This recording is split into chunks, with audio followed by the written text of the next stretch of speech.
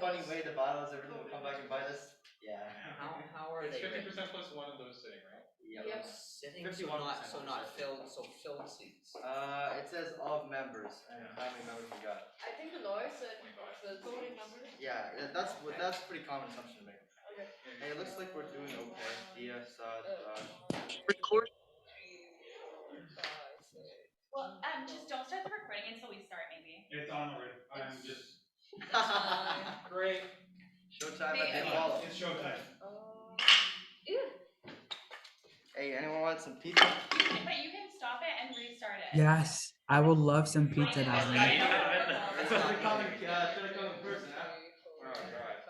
Good thing I'm lactose. No. Wait, can I shake your hand?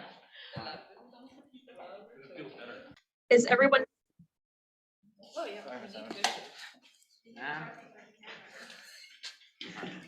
Why did no one open the napkins before they had greasy fingers? Sorry. Need my help, buddy? Out of order. All right, wonderful. All right. Is everyone seated? Okay, nobody's. Everyone. We're gonna start the meeting now. So I recommend that everyone sits down who is in person, so we can start the meeting. Yeah, I can't go and grab pizza. Come on. Thank you. I don't have a jowl, so yeah. Okay, wonderful. All right, thank you so much, everyone. So the meeting commenced at 6:31 p.m. All right, so call to order. Before we address the regular business of this meeting, I'd like to acknowledge that we are today gathered on the traditional territory of the Algonquin and Anishinaabe lands never ceded or surrendered in modern colonial state of Canada, have suffered disappropriate injustice and marginalization. A mere land acknowledgement is not enough to make reconciliation and reparation to Indigenous peoples of Turtle Island. We must stand in solidarity against colonialism and remember our responsibility to the land and the people who have kept it for generations. Which means affirming their call for a free and encumbered return to the ancestral land. It is also fitting for this body of lawmakers to remember the spirit and the wisdom of Indigenous governance models from the collaborative bicameralism and the Hyundai Confederation to the consensus-based government of the Inuit to deliver to students for a better union. All right, wonderful. All right, so the second item on our agenda is the election of clerk to council. All right, whereas the hire process for clerk to council has proceeded and submitted the recommendations to council, be it resolved that Yum Khan will be elected as clerk to council.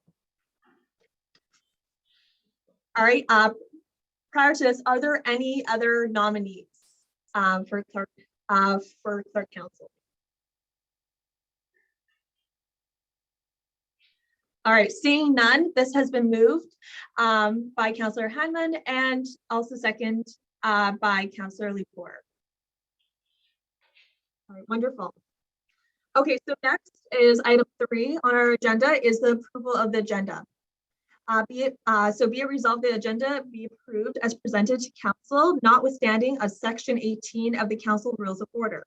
This is moved by R. Gill and second by Madam President. Are there any opposed to the agenda? I think you have to be unanimous. All right. None opposed. We also there's also going to be an addition to the agenda. Motion to establish CUSA as a pro-choice organization is a late addition to this agenda. Is there anybody that would like to move and second the motion to establish CUSA as a pro-choice organization? Yes, I cannot see the name. Would you like to move it? Yes, Saad Khan. Yes, and okay, wonderful. Please get that recorded. And who would like to second this motion? Or add this addition to the agenda?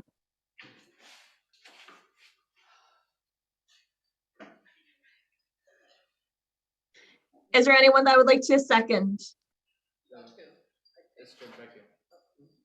I can second. Wonderful. Councillor Charlie McDonald, I believe, will be seconding it. Also, is there anyone opposed to this addition this late addition to the agenda? Please speak now. All right, no one opposed. We're going to carry on. All right, so approval of the past minutes, June special meeting, and this was attached to the email. Yes, a live, sorry, just talking to someone from the public. Yeah, could somebody please turn on the live transcript for the Zoom meeting? That'd be wonderful.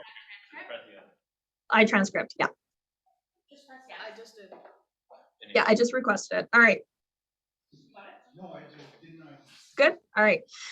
All right, so we have item 4, approval for the past minutes, June special meeting attached in the email. Be resolved that the minutes from the June special meeting of council be approved. This was moved by Councillor Gill and second by Madam President. Are there any additions, deletions, or corrections to any of these minutes? Seeing none, we'll now go next to the next item on the agenda.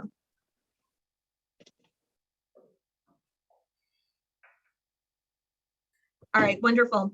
All right, so next we are going to be going to executive reports. I'd like to remind each individual who's speaking today that you have a maximum of 3 minutes, and this is a part of our bylaw.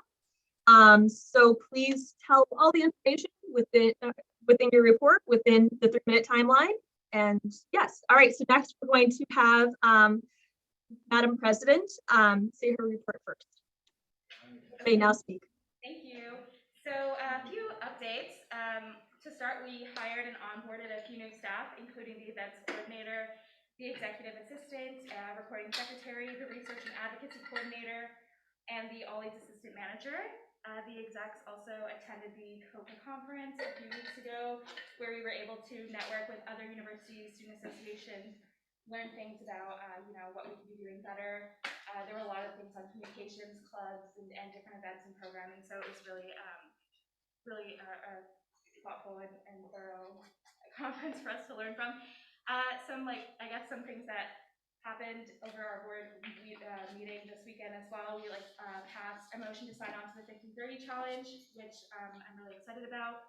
We also requested for a proposal for a third-party CFO, and as well as an elections voting system, and then also the BPI and I will be working on a long-term strategic plan, which is exciting, and also just connecting for more legislation to get us in compliance with provincial legislation, and a few other things. We started a bargaining team, and but the chair of the board is here, so he will go into more detail later. I just wanted to sort of mention a couple of things that I was working on for the board.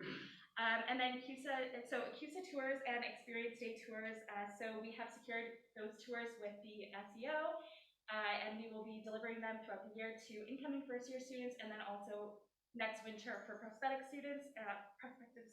And this is for strategic and reputational benefits for our association, but also just to introduce our association and the resources that we provide to incoming students, so that they have a safe place to begin their studies here.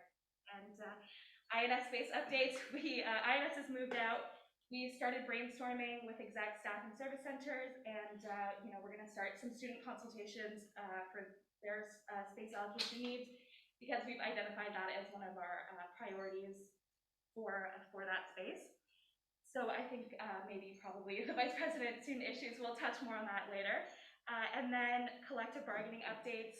We're still ongoing with 3011 bargaining, so no pressing updates on that. And obviously we'll be starting the 1282 bargaining sometime soon for part-time union students. And then master fees and services agreement updates, where it's ongoing.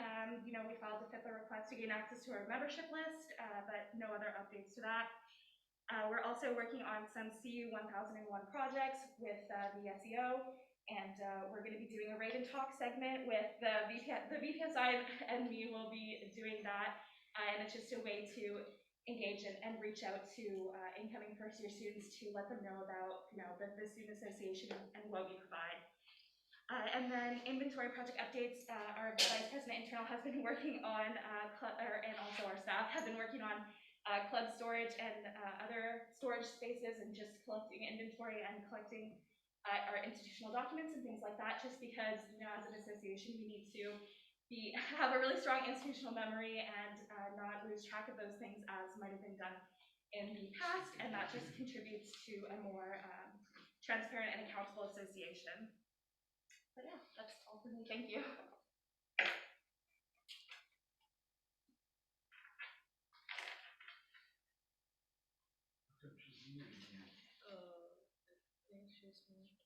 Karen, Aaron, you're you're muted. muted. Sorry, thank you.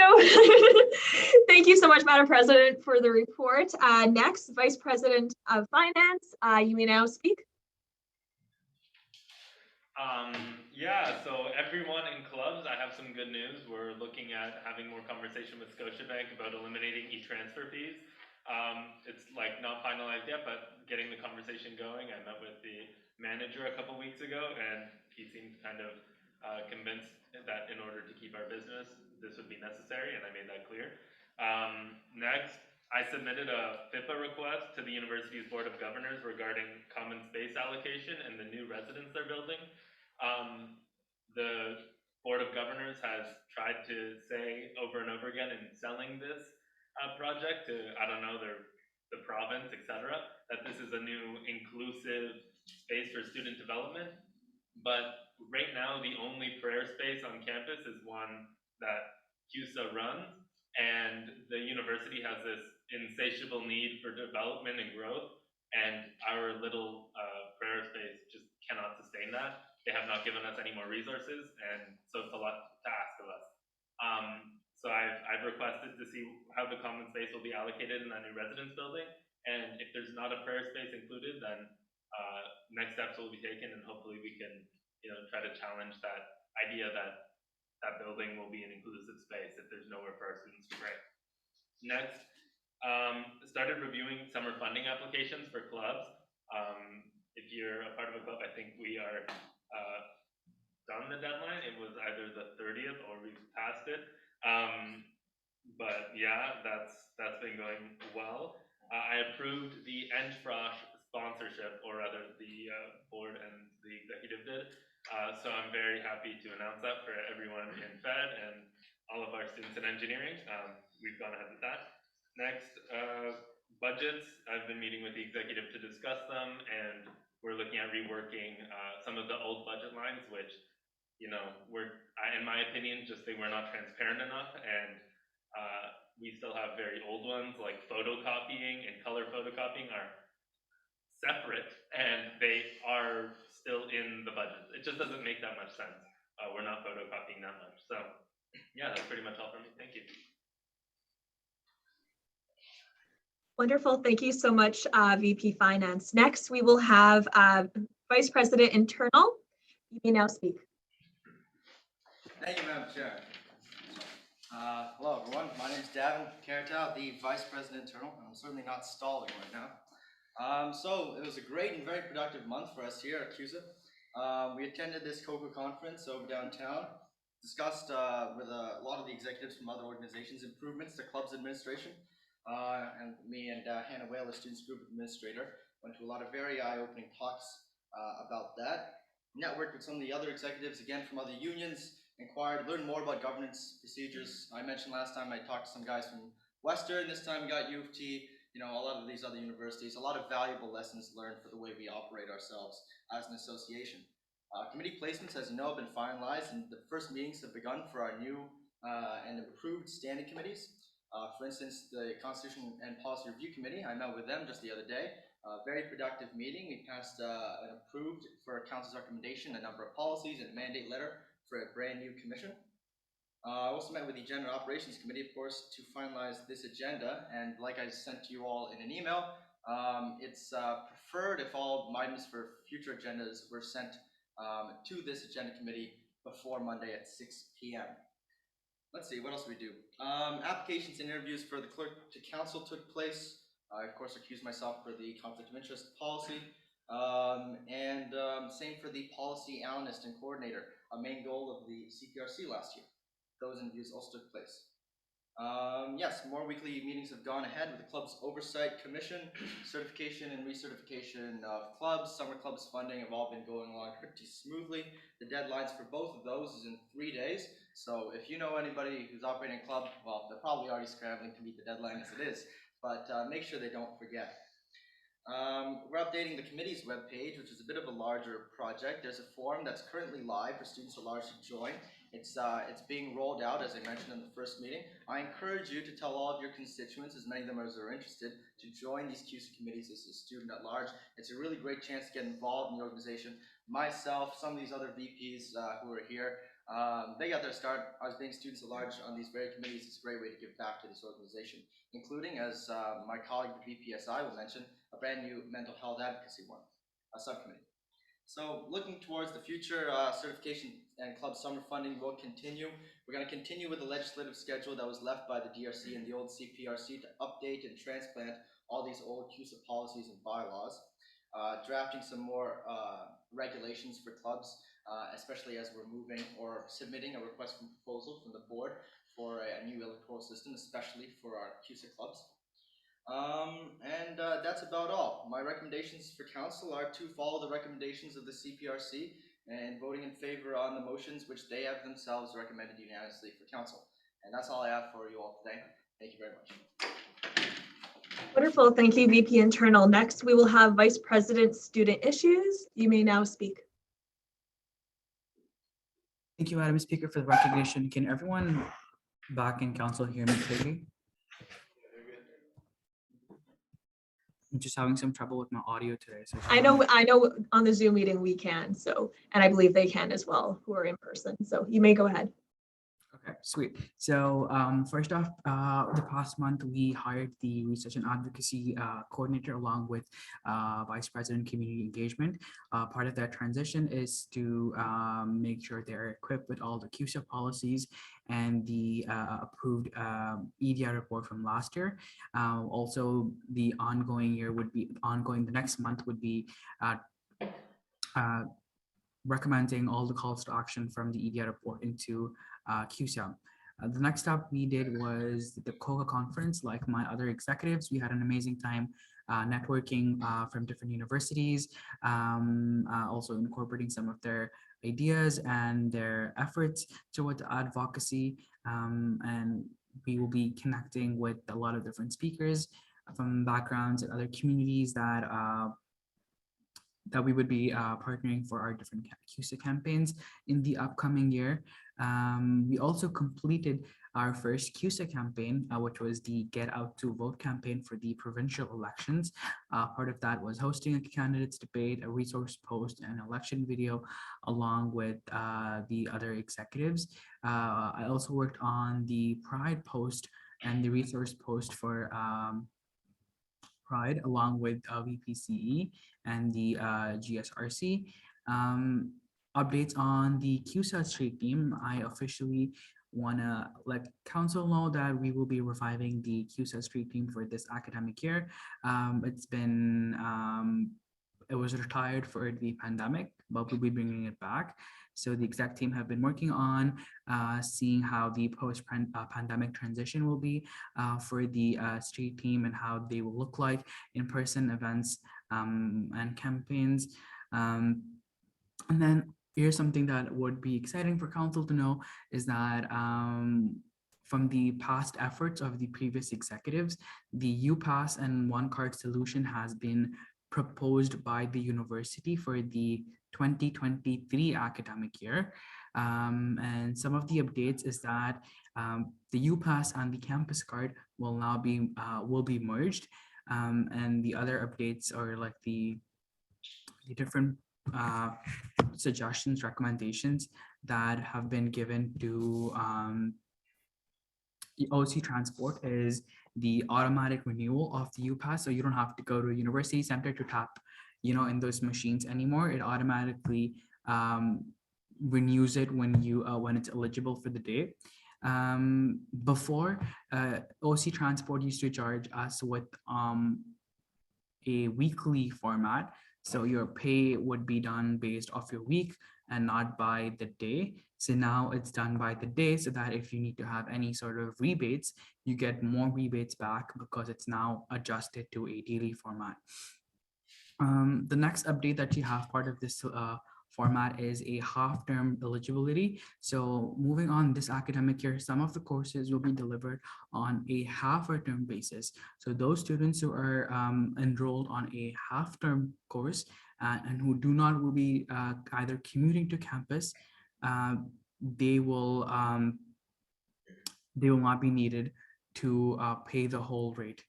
And then we're just negotiating more with OC Transport. There are more recommendations that we provided that still need to be confirmed. And VPC also showed her interest and concern for the para transport's 3-strike policy that needs to be amended by OC Transport.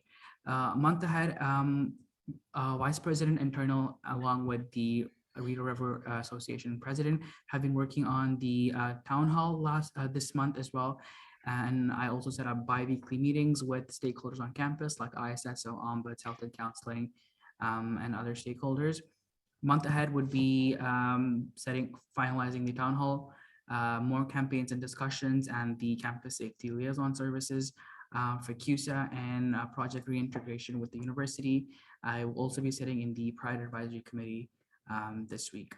My recommendations to council would be, that's all. Thank you so much. Wonderful. Thank you so much. All right. Okay, wonderful. Thank you so much, VP's Student Issues. Next, we have VP Student Life. You may now speak. Thank you, Madam President.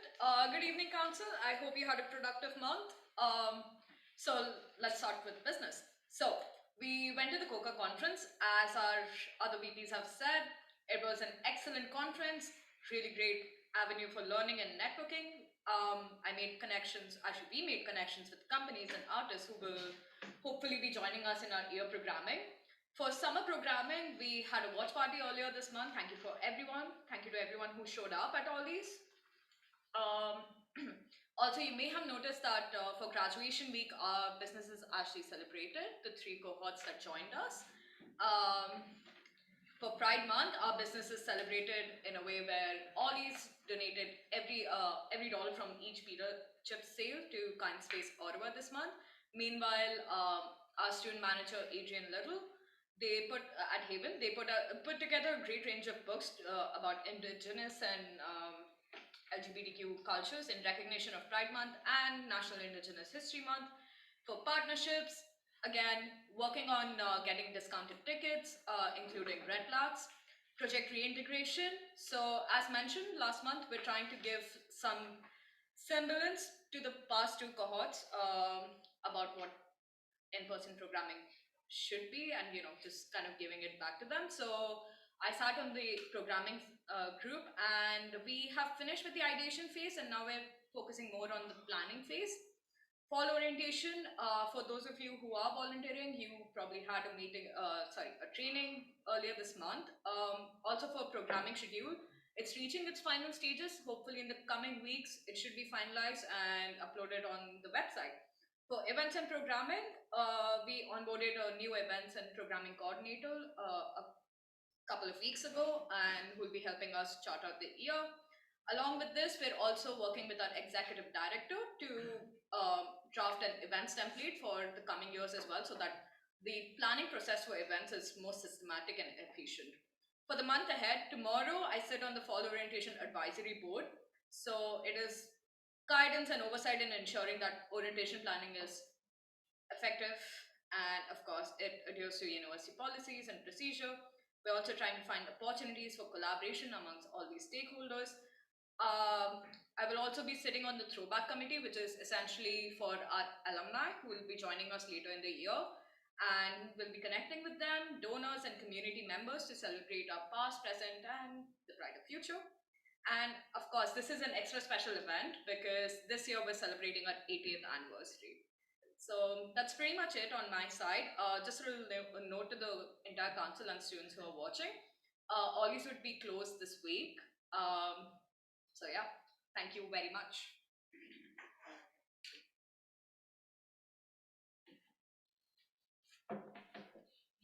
Wonderful. Thank you so much, Vice President Student Life. All right, so next but not least, we're going to have Vice President Community Engagement. You may now speak.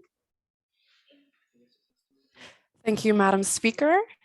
So for my past month in the agenda, worked on the hiring process with the VP Student Issues and Director, sorry, wrong director, Sam Kilgore and Dustin Rivers for the hiring of the Research and Advocacy Coordinator.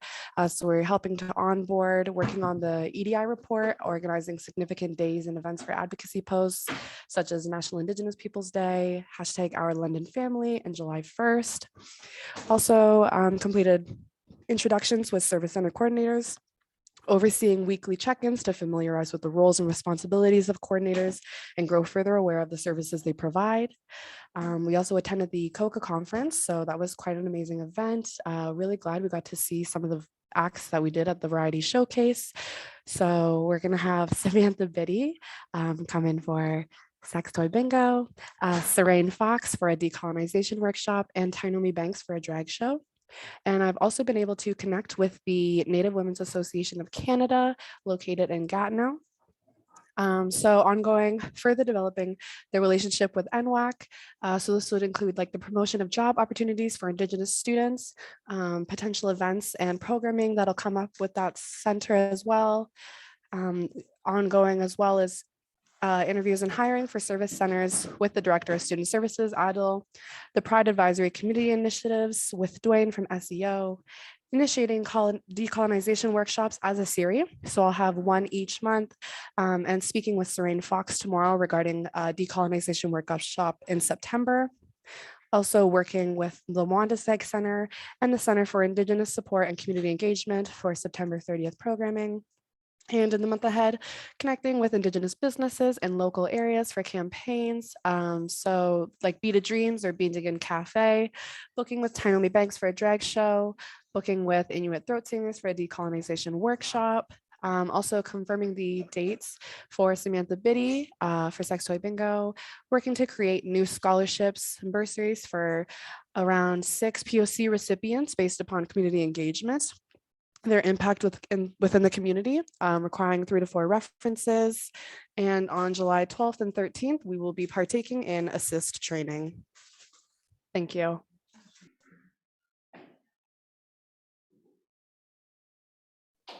Wonderful. Thank you so much, VP Community Engagement.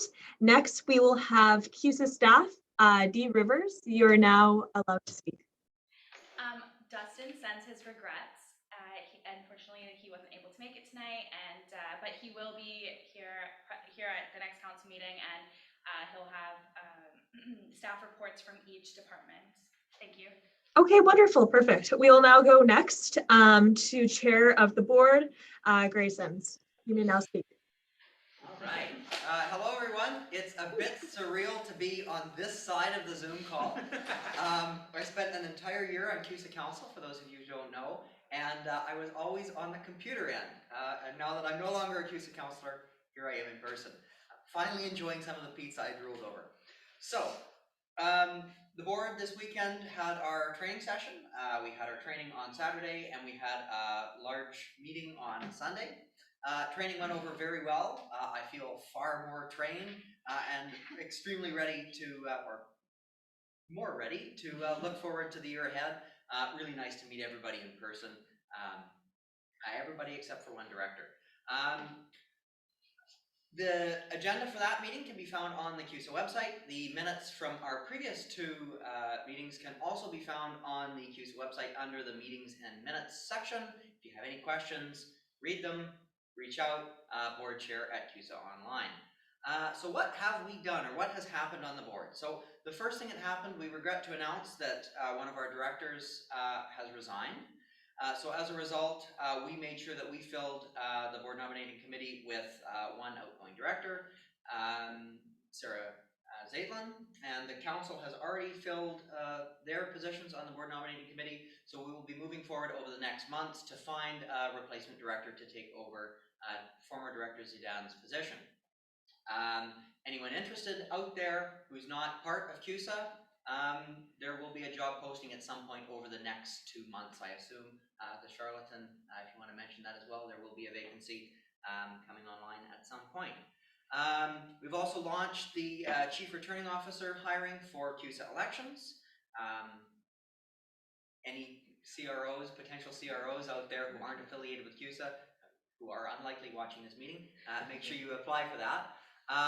We also, as President Lettieri mentioned, we've started the request for proposal for voting management for elections. So not only CUSA-wide elections, but CUSA clubs elections as well, which is really exciting.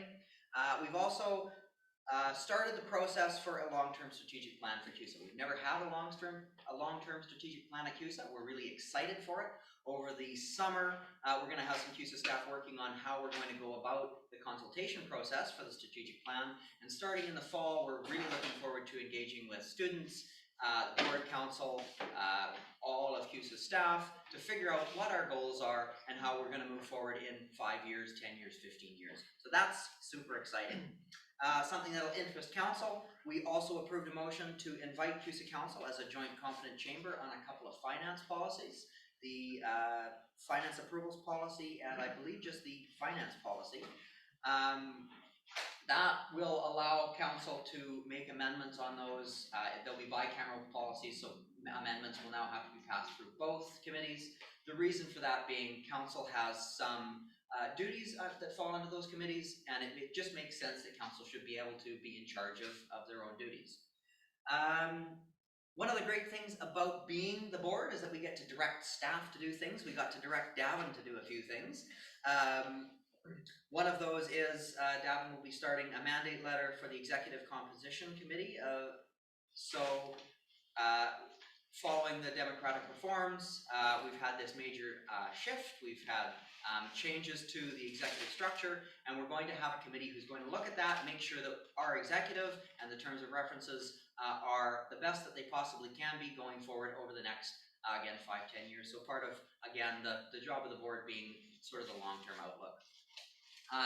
As President Lettieri mentioned, we also motioned to sign on to the 50-30 challenge, which is extremely exciting. It's going to open up a lot of new resources for CUSA's EI initiatives. I'm really looking forward to see what we can get out of that and how we can use that to improve our EDI initiatives and resources. We're also, just to bring you up to date, we are ongoing with some negotiations for CUSA 3011, and we've just appointed the bargaining team for negotiations with QP 1281.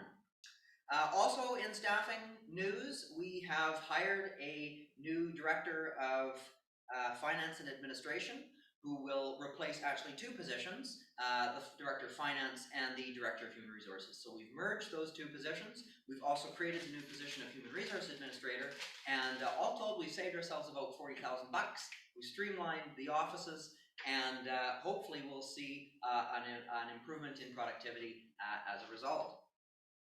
And I believe, remarkably, I think that was a lot faster than I intended.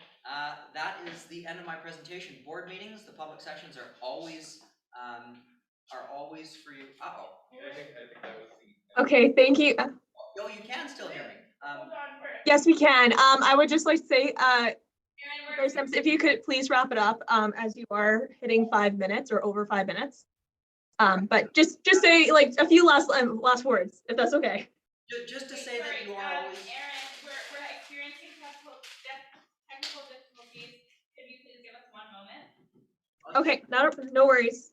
Still hear me? I'll just keep going. I don't know what's going on. Just to say that finally, you are all always welcome as resource members to the public sessions of the CUSA board. Our next meeting will be in August. You will hear about it. It'll be posted on the CUSA website as well. Thank you very much. And yeah, looking forward to the rest of the council meeting. Wonderful. Thank you so much. I would like to ask. Aaron, could I please just ask for 1 moment for like if we're having a technical difficulty here? Yeah, no worries. Sorry, I just want to just ask Grace Sims. How would you like me to refer to you during council? I guess Chair Sims. Chair Sims? Okay, that sounds awesome. All right. Or just yellow, gray. Either way, Director, right? It would be I guess chair for myself, and then vice chair for Vice Chair Harris. Other directors. And then Okay. Other directors would be director, I believe. Sorry for I don't know, for CUSA staff, sorry, I'm still new to everyone. for Dustin Rivers. What is his, how would I, like, what is his title? He's the executive director. Feel free to just Executive call Director? Thank you. Yeah. All right, wonderful. How are our technical difficulties doing? All resolved. Wonderful. All right, great. All right, so next we'll have external reports. Our Rideau River Residents Association. I believe I received the email saying that there will not be a report from the RRA for this meeting. Is that correct? All right, hearing none, we will continue on to Carleton Academic Student Government. Dee Livingston, you may now speak. Hi, I'm actually Gia and Dakota's proxy, so there will be no raw report, and I'll be doing the CASI report. So hi everyone, I'm excited to be presenting our CASI report as Dakota's proxy, like I mentioned. And for those of you who do not know, I am the Vice President of Operations at CASI, and I'm excited to share what we've been working on. So first, we've begun our student hiring process by hiring our graphic designer. We'll be continuing to hire other positions, including our equities officer, our council chair, and our council clerk in late August. So if any of these positions interest you, please feel free to reach out to our team to get more information. In the meantime, we're working on creating a new onboarding package for students, staff, including our equity workshops, new branding guidelines to make our content more accessible, and provide new support to help students have a positive employment experience at CASI. We've also begun filling our council with student society representatives who will claim their seats, as well as planning for formal councillor elections for September. Over the next few months, myself and Dakota will begin our annual budget review to prepare for the upcoming year and provide new opportunities for students to engage with CASI and student advocacy in person once again. Our budget will be presented and passed during our first council meeting.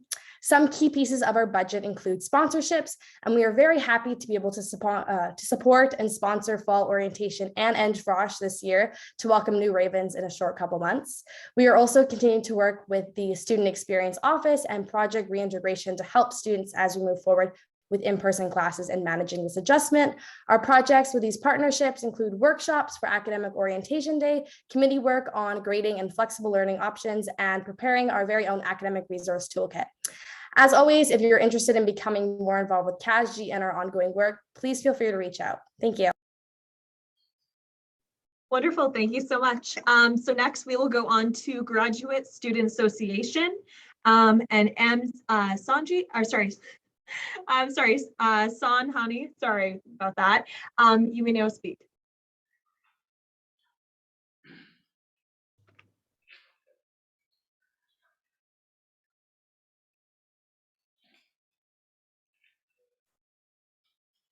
Is San Hani here? No. No? Okay. If there's nobody that would like to speak for the Graduate Students Association, we will move on. All right, seeing none, we will move on. All right, so it says Senate, but it says none, so I don't believe there's a Senate report. Next, we'll go on to Board of Governors. M. Gills, you now have the floor.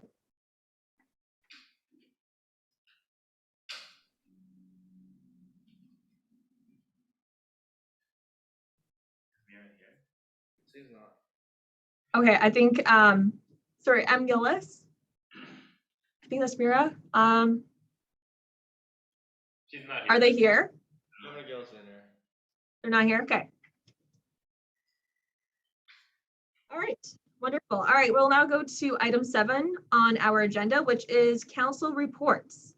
All right, so we'll first go on to constituency reports, and we'll first go to the Faculty of Public Affairs.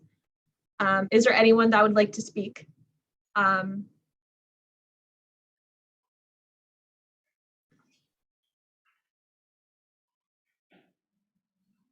Okay, is there any reports from the Faculty of Public Affairs? You may speak now.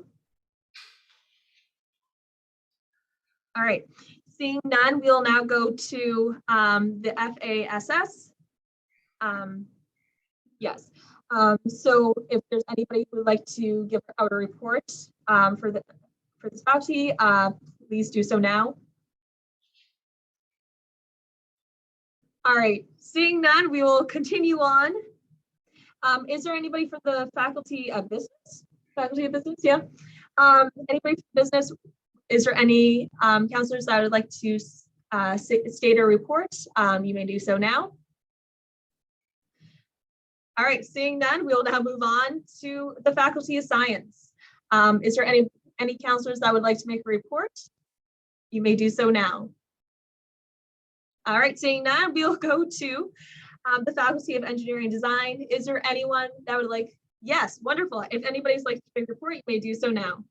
And I see somebody did raise their card. I could not see that far, even though it's very virtual. So if you could please state your name at the beginning so we can put it in the record. All right, you may speak.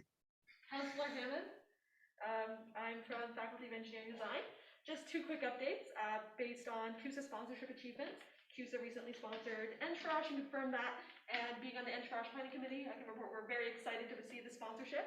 We just surpassed a milestone for our volunteer signups with well over 200 facilitators, which is a milestone from the last number of years. And another update, See You in Space, which is our rocket team at Carleton, who's also sponsored by CUSA, had a successful launch this past week in New Mexico.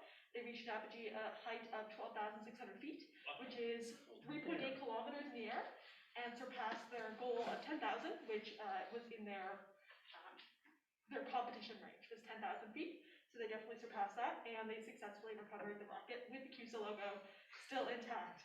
So those are some updates from Fed. Wonderful, thank you so much. All right, we'll now go on to committee reports. So the Constitution and Policy Review Committee, a representative from that committee who would like to speak, you may do so now. Hi, everyone. So I'll be speaking for the CBRC. We met recently, we had our first meeting, and we elected our committee officials. So myself will be the chair of this committee. Councillor Jordan Becchia will be the vice chair, and Councillor Akil Samji. I'm so sorry if I butchered your last name there. So those will be our officers for the CBRC. And as for our reports, the committee recommends that council adopt the following motions: motion C23, C24, and C25 to respectively be adopted, the executive policy and judicial policy, and to constitute an electoral reform commission. And you'll hear more about those later. Wonderful, thank you so much. Are there any other committees that would like to speak? Now is your time to do so.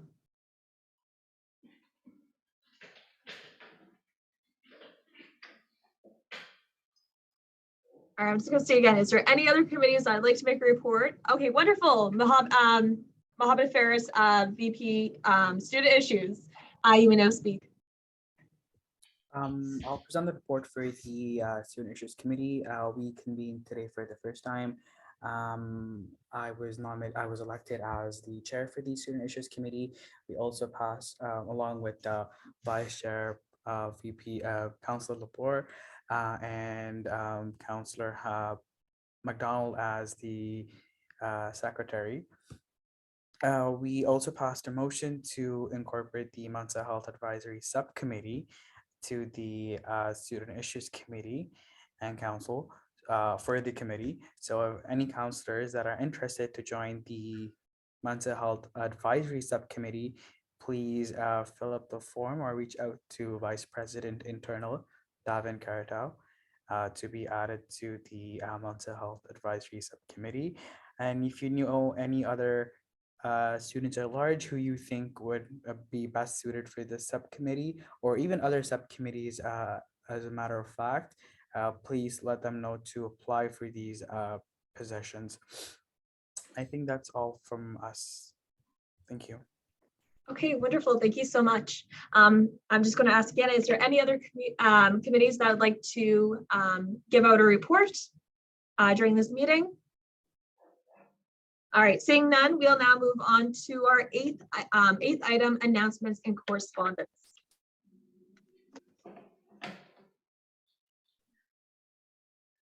All right, so does anybody have any declarations of conflict of interest? Now is your time to do so. All right, seeing none, we will now go on to Items for information. So this is just subsection. So we have the June CPRC meeting minutes, the SEDS Summit 2022 expenses for pre-approval, the new SIC committee's mental health advocacy. Okay, wonderful. And these are just documents that were sent out with the agenda. All right, next we also have a notice of motion. I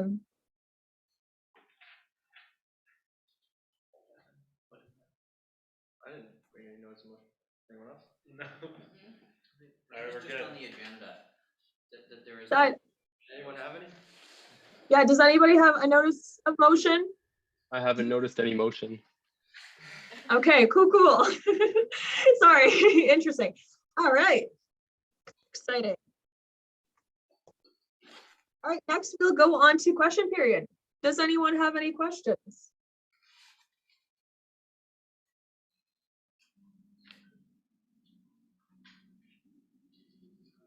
Nobody has any questions? Can I ask a question? Yes. Sorry, I just wanted to ask, sorry, I know Councillor Lepore said that she's proxying for 2 other voting members, and I just wanted to check if that is like allowed. Like if it's in compliance with the ONCA. Thank you. Yeah, I was gonna bring up the same thing, Madam Speaker. Okay. We can check. Okay, wonderful. So for Councillor Lepore, who is she proxying for? I believe we do have that information. Deputy Speaker, do you know? Madam Speaker, yes, I'm pretty sure she's the proxy for the raw president and the CASU president. Madam Speaker? Yes.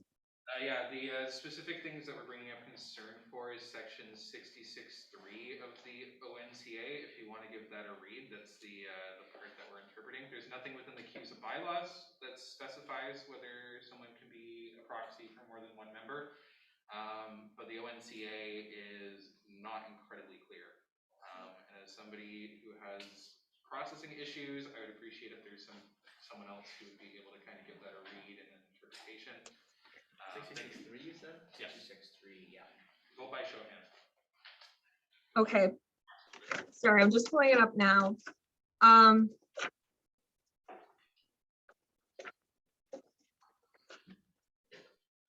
Sorry, just a moment.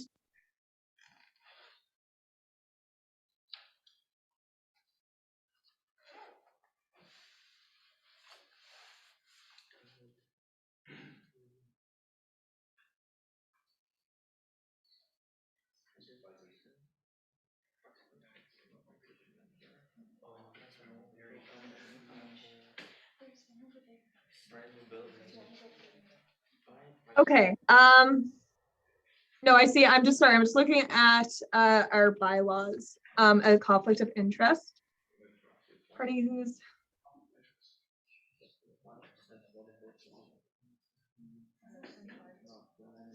You have more than 5% of the. So I would. So I guess it would be a conflict of interest, and so because we didn't state it at the beginning. So what? Sorry. Wait. So. Yes, go ahead. Wait, sorry, a conflict of interest or over the 5% margin? Sorry, I'm just confused. Okay, wait, sorry, what is your initial question? Oh, Simon. Sorry, it's so hard to hear from like across, and it's like. We'll let him continue. That's okay. I was just suggesting, since the CUSA bylaws are pretty fuzzy on how many people can be proxied for by 1 member, to potentially look towards the Ontario Not-for-Profit Corporations Act, specifically Section 66, and then even more specifically, maybe Section 66.3. Now, of course, because there's a lot of references to chairs of each body, I guess this would be kind of your call. on how. Yeah, so, well, at the moment, because for proxies, they have to tell us prior and they have to fill out the forms, right? So I think that we should have something in our bylaw that would state that how many people you're like allowed to be a proxy for. So I think for this meeting, just for, except, yes, Davin, Or PP internal? It's a, no offense to Dalton McGinty, but Full offense. he could have written much more of a bang up legislation. What it seems to mean is if in your, I closed the window, but I'll improvise. What I believe it said for a second ago is that in the chair's belief, if they, no, it's okay, I got great control of this thing. If in the chair's belief, there's more than 5% of all votes that would be cast at any ballot, more than 5% of them would come from proxies, then we couldn't vote by show of hands. I guess we'd have to vote by ballot every time for the rest of this meeting. So that's your determination, of course, not a chair. Okay, so Councillor Lepore, so she's representing for the RRA, so she has a vote there. She has a councillor's vote, and then also what's the other vote? For the other thing she's proxying for? Kaji for Dakota. Sorry, could you state that one more time? Oh, I'm Kaji's vote, so for Dakota Livingston. Okay, Kashi, so is that for a councillor? President. No, it's for the Kaji president vote. Oh, Kashi, sorry. Okay, so they would make, so Councillor Lepore, sorry, would make over the 5%. So it's stated, sorry, Davin, I'm going to ask for your guidance because I would like to wrap this up quickly. So because it's over, so for proxies, are we able to direct or have another, like a person switch proxies like to another counselor, like during the meeting, or does that have to be prior? I mean, they could do it during, but you'd have to get written consent from the person who is empowering. Exactly. But I wouldn't Okay. consider it necessary in this instance to do so at all. In fact, reading this section, it says, let me quote it there. It's more complicated. Despite subsections 1, okay, so 66 sub 1 says a person who's appointed a proxy holder shall attend in person or else cause an alternative proxy holder to attend the meeting in respect of which. Anyway, they gotta be here. Sub 2, a proxy holder shall have the same rights as the member who appointed him or her.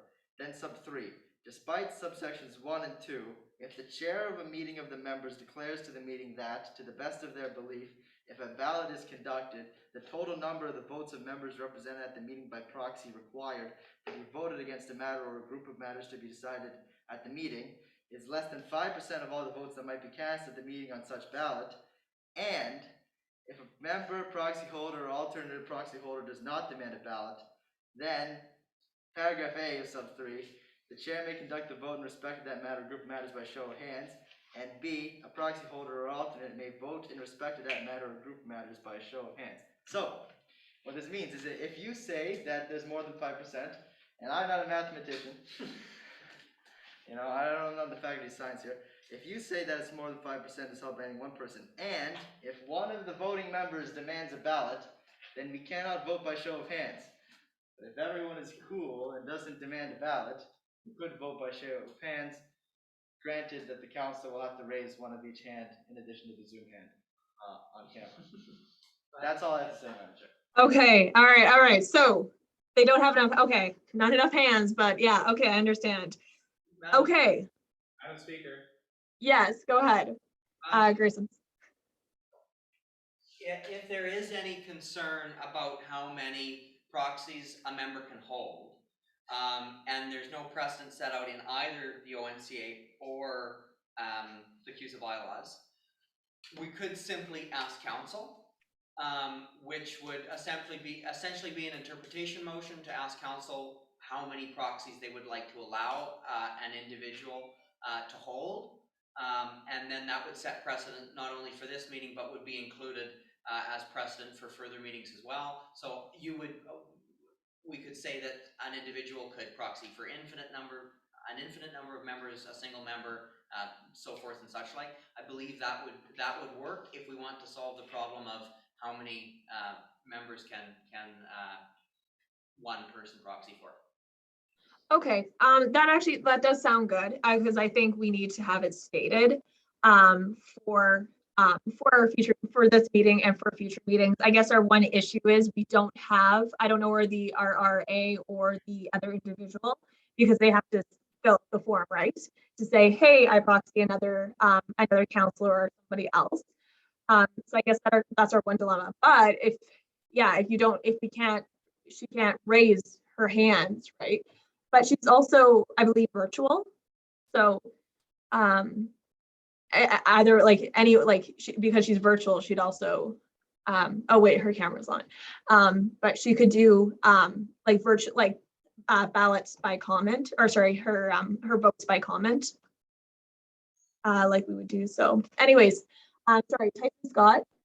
Yeah, sorry, I have a point of privilege, and I hope y'all can forgive my inconvenient request here, but is there any way for the, I guess, technical staff to increase the microphone input volume of the people within the CUSA council in person? I'm personally finding it a little bit difficult to hear everyone, especially with the mask on. I don't know if that's an issue that anyone else is having, or I'm just being a baby. But I think, just a little bit of a boost to make the people inside the room a little louder would be greatly appreciated, at least for me, and hopefully some other people here. Yes, I also agree with that. If we could do that, that'd be wonderful, so we could hear what everyone's saying. Testing, is that better? Not really. No. Could we move the mic closer to you guys? No. Great, not. Okay. Okay. Well, then maybe we just have to deal with what we got. What if I speak up? Can you hear me now? Yeah, if you speak at like that volume, it should be good. Yeah, speak up, and then also if we for the people who are like really far away, if you could put potentially maybe even walk to the mic, if that's possible, or what Grade's doing. Is this improved? Very well, much. You're really close, so I'm not sure. Well, I think if Saad were to say something right now, or Saad were to start speaking, I think we'd be able to tell. So let's test it now. Does this sound better? Me? Yeah. Yeah, guys. Hello. Yeah, even get people in the back. I think if you're in that very back row, I think where Saad is sitting, you might have to speak up a little louder, but there's only one person there, so. Okay, thank Just you. can't win it. No, definitely not. We're too picky. Sorry. She said they can hear you. Oh, okay. All right, wonderful. All right, so Let's just proceed. okay, I say let's do council.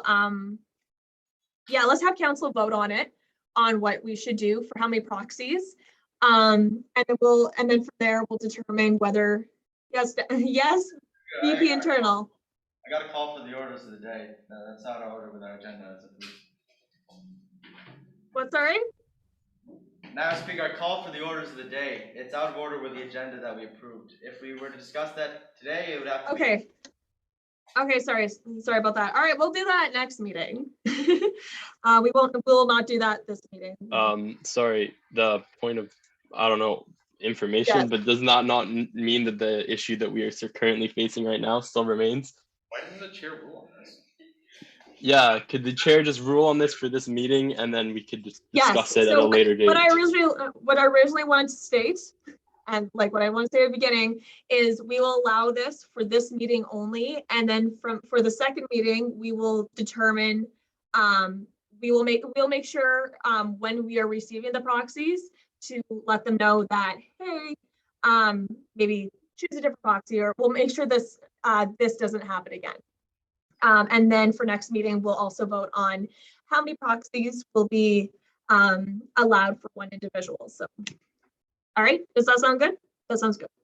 Does anybody oppose? Okay, wonderful. All right, where were we? Okay, I think we were on, all right, so we're on item 10, regular business. All right, so any unfinished business? We have none, so we're moving on. So we new business. All right, now we get into the motion. All right, so our first motion is motion to approve the SUDS 2022 expenses C-2021. Whereas the executive budget has not yet been passed through council and transparency is a priority, and whereas CUSA's council has previously attended the SUDS conference annually and is expected to attend August 12th to 15th, 2022. And whereas the CUSA benefits from learning in environments tailored to student union executives and can learn from peer institutions across the country, we resolve that the expenses necessary for the 6 CUSA executives to attend SUDS be approved and include for the upcoming yearly budget. This was moved by Madam President and seconded by Councillor Vecchio. All right, so next, would somebody like to speak on this motion? Now's your time to do so. Madam President, you may now speak. Okay, thank you. So I sent out the document for information, but I'll just read a couple important notes from there. So basically, like for historical context, this conference has been included in the budget for the executives every year dating back decades and will be included in the upcoming budget. While in previous years, the budget was not approved until after SUDS, the executive this year is ensuring we remain in compliance with CUSA policies, including related to budgetary matters. So while the former CUSA governing documents held that a budget was not to be approved before May of the fiscal year for which it was already in use, our new governing documents stipulate budgets must be in place for the period which they are guiding. So we are like in the transition between the old governing documents and the new policies, where one document would not let CUSA prepare a budget in advance and a policy came into effect in May that required the budget be in place before May. Additionally, CUSA has recruited a new full-time manager of finance and administration who will be supporting the board, council, and executives in drafting the budget. That individual will not begin their role until mid-July. So in the interest of remaining in compliance with the new policies, which stipulate amendments to executive budgets must be made through CUSA Council, we are asking you to grant us the budget necessary to attend the SUDS conference, with the recognition that this will be covered in the executive budget once it is prepared and presented to you. Oh yeah, and obviously it's also our intention that this CUSA Council will receive the 2023-2024 fiscal year budget on a timeline informed by the policies, just to let you know. But if you have any questions. Yes. Wonderful. Thank you so much, Madam President. Does anybody, this is now open for debate. Does anybody have any objections to this motion? Now is your time to say so.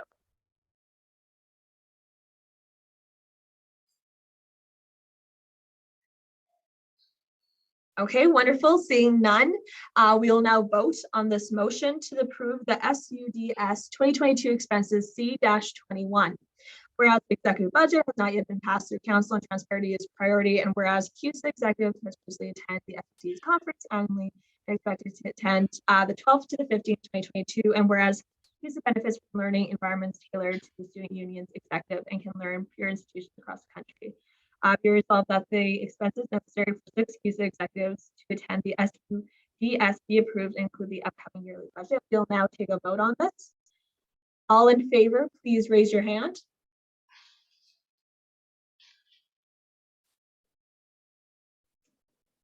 Deputy Speaker, if you could please count the votes.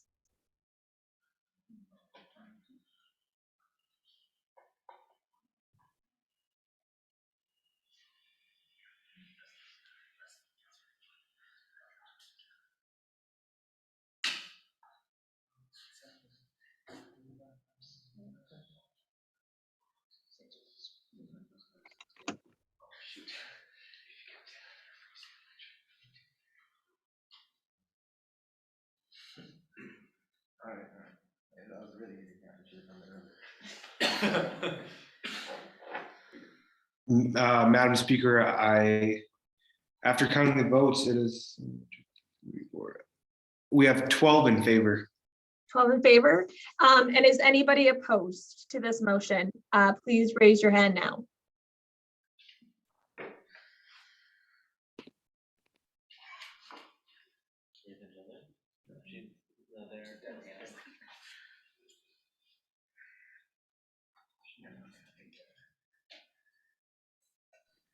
Madam Speaker, I do not see anyone against. All right, wonderful. Could you please state how many people were in favor again? Sorry. 12. 12? Yeah. All right, as 12 were in favor of this motion, it has now passed. Okay, wonderful. All right, we'll now go on to the next motion to approve a fall orientation hoodies expense C-22. Whereas Fall Orientation Week is a collaborative effort between multiple university partners, including CUSA, RRA, athletes, and the CEO. SEO. And whereas this collaboration extends to orientation kits for upcoming first years, like CUSA has annually contributed to financially by splitting the cost of orientation hoodies with the SEO and athletics. And whereas in the spirit of collaboration and fostering a stronger relationship with our university partners, it is crucial that we approve this cost prior to the executive budget being passed. Therefore, be it resolved, CUSA Council approve a sum of $10,000 for student orientation package hoodies. Be it further resolved that this expenditure be taken for the 2022-23 budget of the Vice President's Student Life. And once the executive budget is passed to council. This was moved by Councillor Miller and seconded by Councillor Izzy. Would anybody like to speak on this motion? Yes, you may now do so. Thank you, Madam Speaker. Just a little more information to the entire council. As mentioned, the cost is split three ways. So it's between us, student experience office, and athletics. Secondly, I must inform the council that supply chain challenges and labor costs have gone up by 20. Have made the cost of these hoodies go up by 25%. In order to keep the orientation fee. In order to keep the orientation fee the same as it was back in 2019, we have to pitch in. And another piece of information that I must bring forward to the council is the fact that we have always pitched in for these fall orientation hoodies. They go in the student packages, and this is like a small gesture that we show to our other stakeholders that fall orientation is a collaborative effort, and we are on the table and we are willing to support them. And of course, like later in the year, they always step up as well when they need to support us. Also, the per unit cost is approximately $15. So considering the high inflation that is going on right now, it is not that bad. And again, this is split three ways. So I hope the council moves forward for this motion. Thank you. Wonderful, thank you so much. Is there anybody opposed to this motion?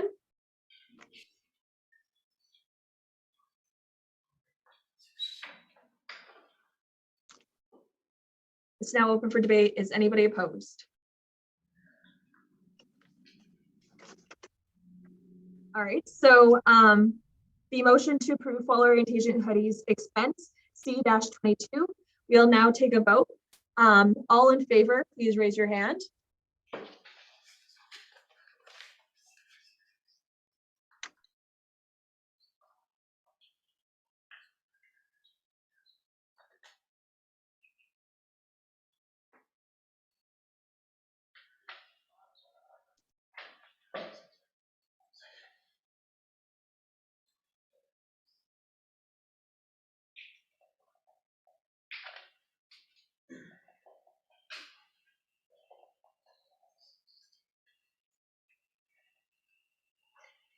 Madam Speaker, we have 11 in favor.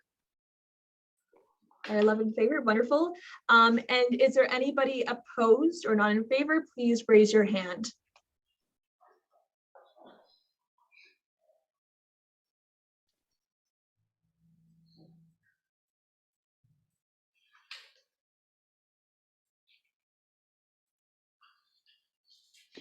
Madam Speaker, I see none. Okay, wonderful. As there is 11 in favor and none opposed to the motion to approve fall orientation hoodies and expenses, C-22. This motion has moved forward. So next, we will go on to the motion to adopt the executive policy C-23.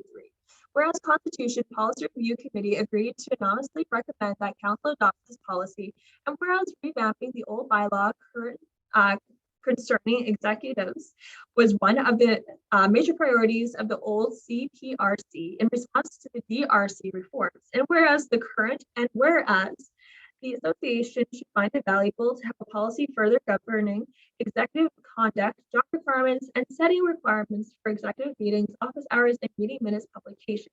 Be resolved that the draft executive policy designate G-02 as approved by the CPRC be adopted, and further be it resolved that the executive accountability and discipline policy unnumbered be repealed as it has been integrated completely into the executive policy.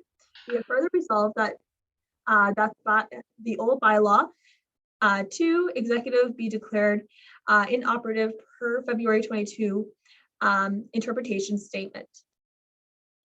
Would anybody wish to move this motion, as there's no one named here? Please raise your hand. Sorry, Madam Speaker. Yes. It says moved by Councillor Lepore and seconded by Councillor Vecchio. Okay, wonderful. I think I have an old version then. All right, that's totally fine. Reference then the next three, like this one and the next two motions are moved by Councillor Lepore and seconded by Councillor Vecchio. Okay, wonderful. Thank you so much, Madam Speaker. Okay, all right, wonderful. Sorry about that. All right, so this was moved by Councillor Lepore and seconded by Councillor Vecchio. Is there anybody that would like to speak on this motion? Now is your time to do so.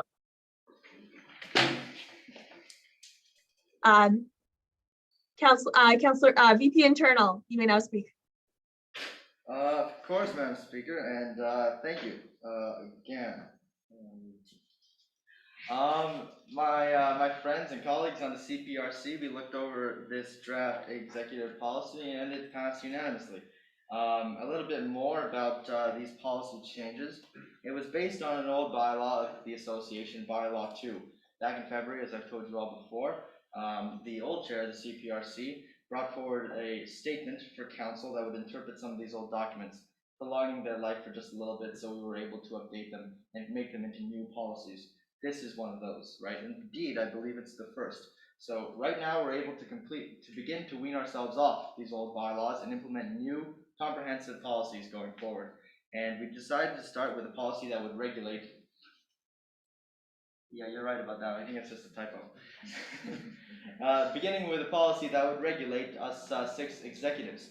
Among many other things, this policy, it subsumes the executive discipline and accountability policy, copies it essentially word for word into one consolidated document.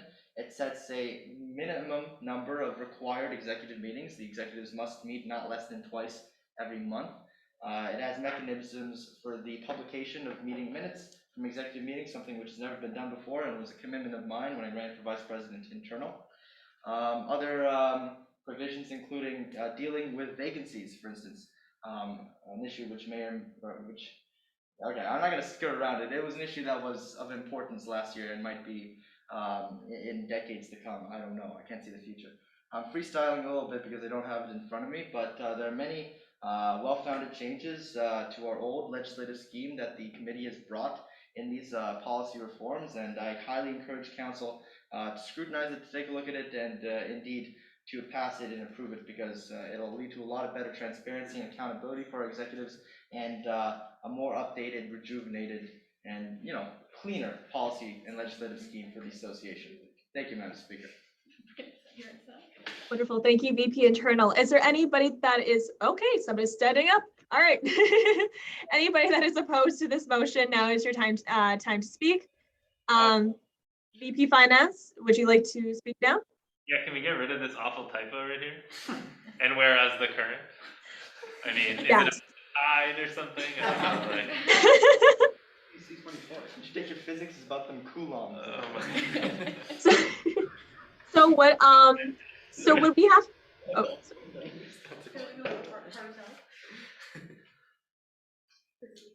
okay. So as it is a typo, right? And it's not an amendment necessarily. You guys good with it?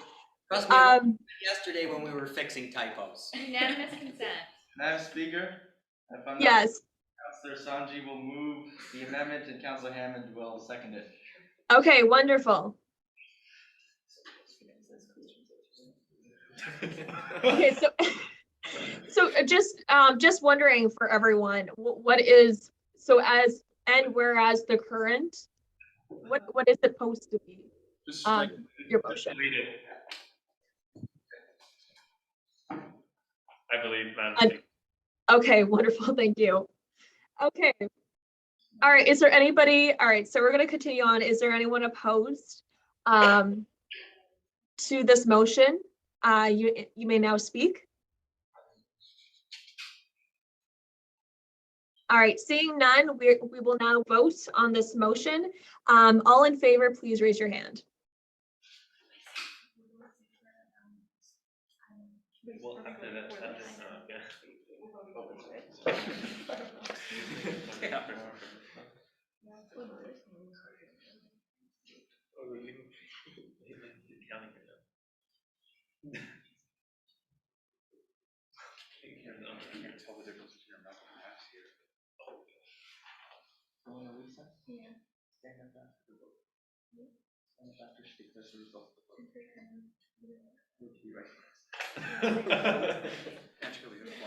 Madam Speaker, we have 13 in favor.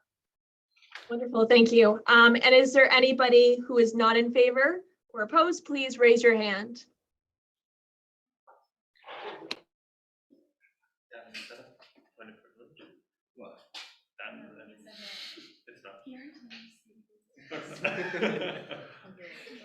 Madam Speaker, I see none. All right, so as 13 are in favor and none are opposed, this motion to adopt the executive policy C-23 has been moved. Sorry. I think that was the amendment that passed, right? Just for. Pardon me, sorry? The amendment that was passed, or? No, she asked for unanimous consent on the amendment. Oh, so the amendment was fine, and then this, okay. I'm. Yes. Recess. For 5 minutes. For 5 minutes. Okay, what, sorry? I moved to recess for 5 minutes. For 5 minutes. Yeah. How about 4 minutes and 30 seconds? No, I'm joking. Okay, yeah, 5 minutes is fine. Thank you. Oh,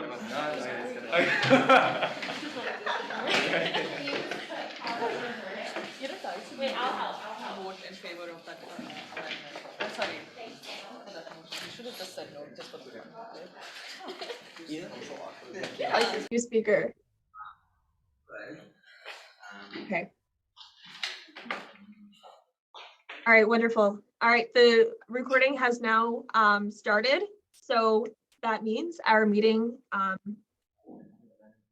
now started. All right, wonderful. Is everyone back? Yes, all right.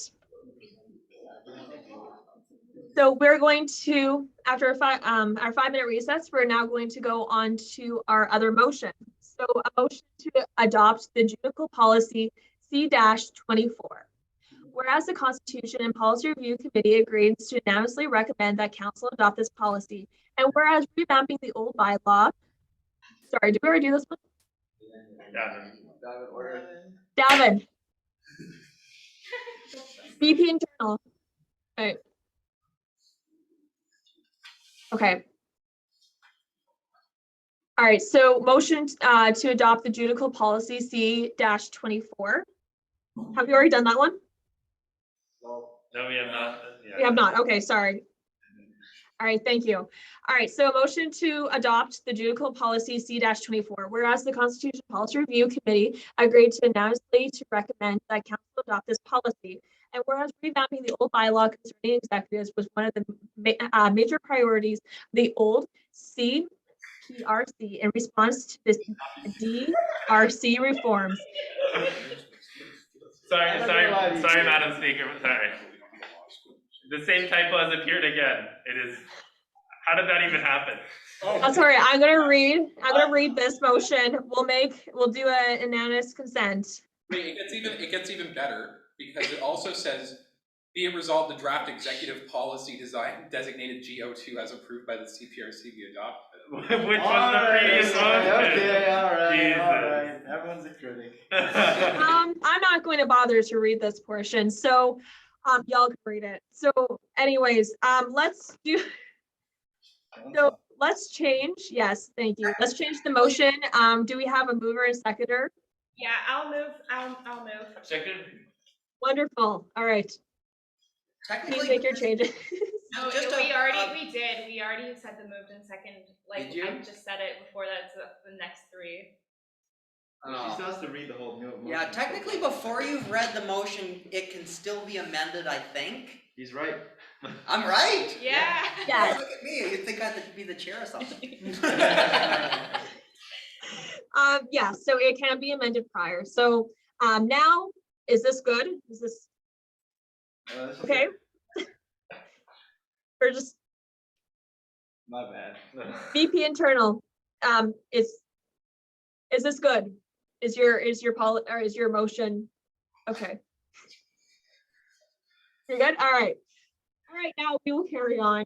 Motion to adopt the judicial policy C-24, whereas the Constitution and Policy Review Committee agrees, and not unanimously, to recommend that council adopt this policy. And whereas revamping the old bylaw concerning the judicial branch was one of the major priorities of the old CPRC in response to the DRC reforms, be resolved that the draft judicial policy designated G-02 as approved by the CPRC be adopted, and be it further resolved that the old bylaw 3 Constitutional Board be declared inoperative per February 2022 interpretation statement. This was moved by Councillor Latour and second by Councillor Vecchio. All right, so is there, if anybody would like to speak of this motion, now is your time to do so.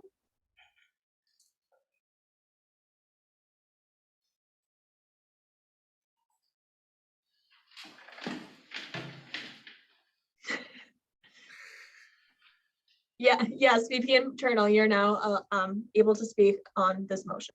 Thank you, Madam Speaker.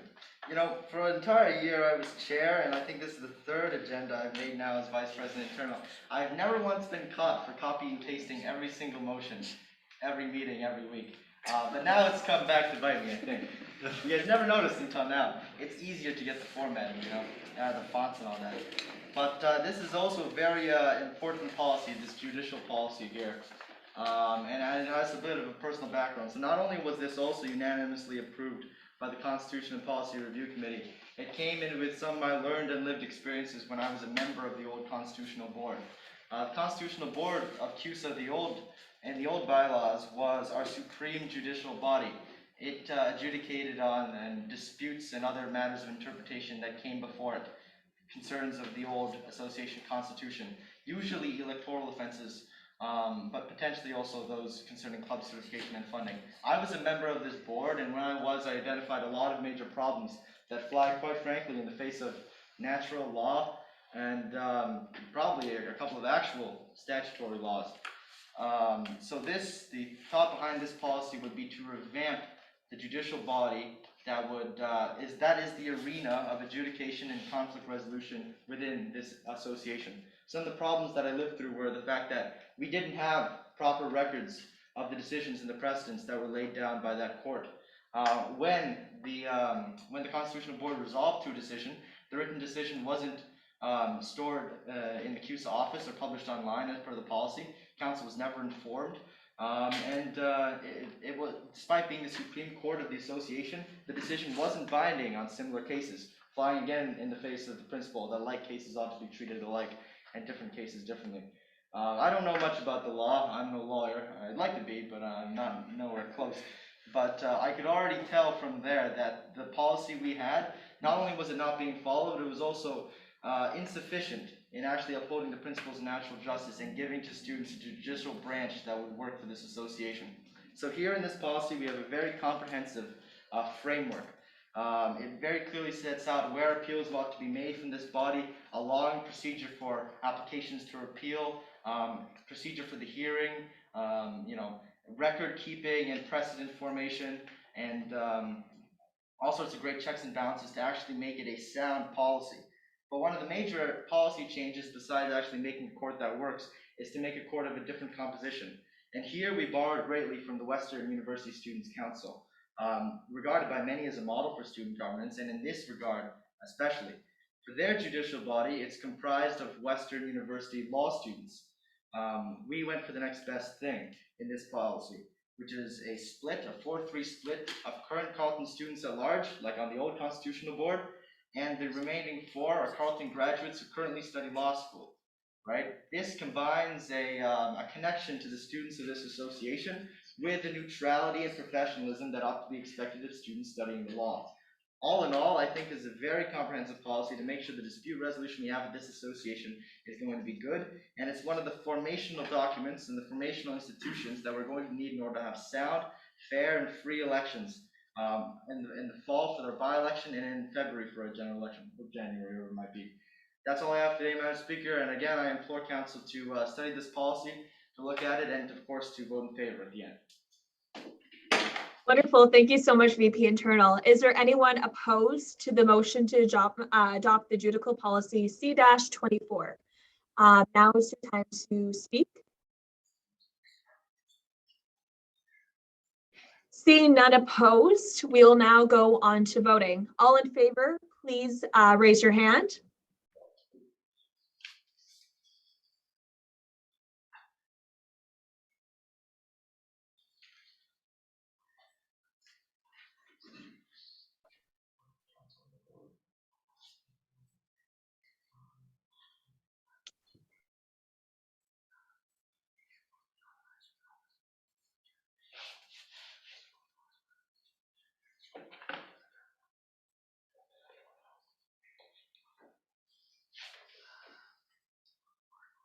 Madam Speaker, we have 12 in favor. Wonderful, thank you. And is there anyone opposed to this motion?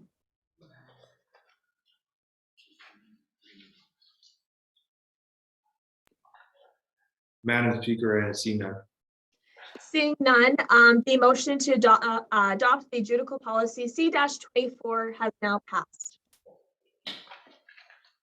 Next, we'll go on to the motion to constitute an Electoral Reform Commission C-25. Whereas the Constitution and Policy Review Committee agreed and obviously we recommend that Council adopt this mandate letter. Whereas a strong democratic democracy is essential for proper functioning of this association as a student union, and whereas the conduct of, is somebody writing? There were a few last minute amendments to the motion, yes. Yeah. Okay, fine. All right. And whereas a strong democracy is essential to the proper functioning of this association as a student union, and whereas the conduct on the parts of candidates, officials, and third-party actors in the CUSA elections have been detrimental to the public faith in democracy and reputation of this association, and whereas the past two elections have been noteworthy issues with mental health, undue interference and electoral violations, and general toxicity. And whereas besides the change to the election of vice presidents, there has been little substantial change to how the elections are conducted, and no amendments to the electoral code have been made in 4 years. And whereas it is desirable for Council to form a commission for closer investigation and independent conclusions on facts and policy positioning, be it resolved that there shall be a commission in according to SS 33 and 44 of the committee's policy called the Election Campaign Practices Reform Commission.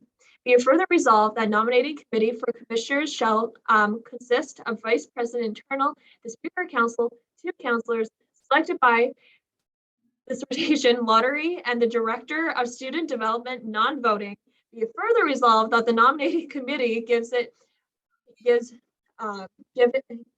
recommended nominees to Council as a July Council meeting following a public job posting on relevant association social media ties. Be it further resolved that the attached, link attached, shall serve as a mandate letter for this commission. Be it further resolved that this commission shall only be operative following the advice of the association's general counsel.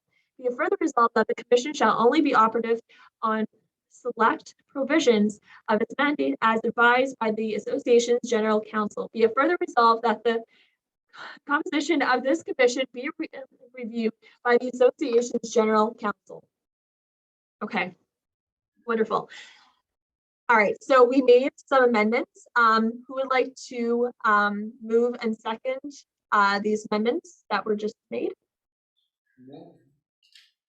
Wonderful. And who would like to second? Point of order, Madam Speaker. Yes, VP Internal.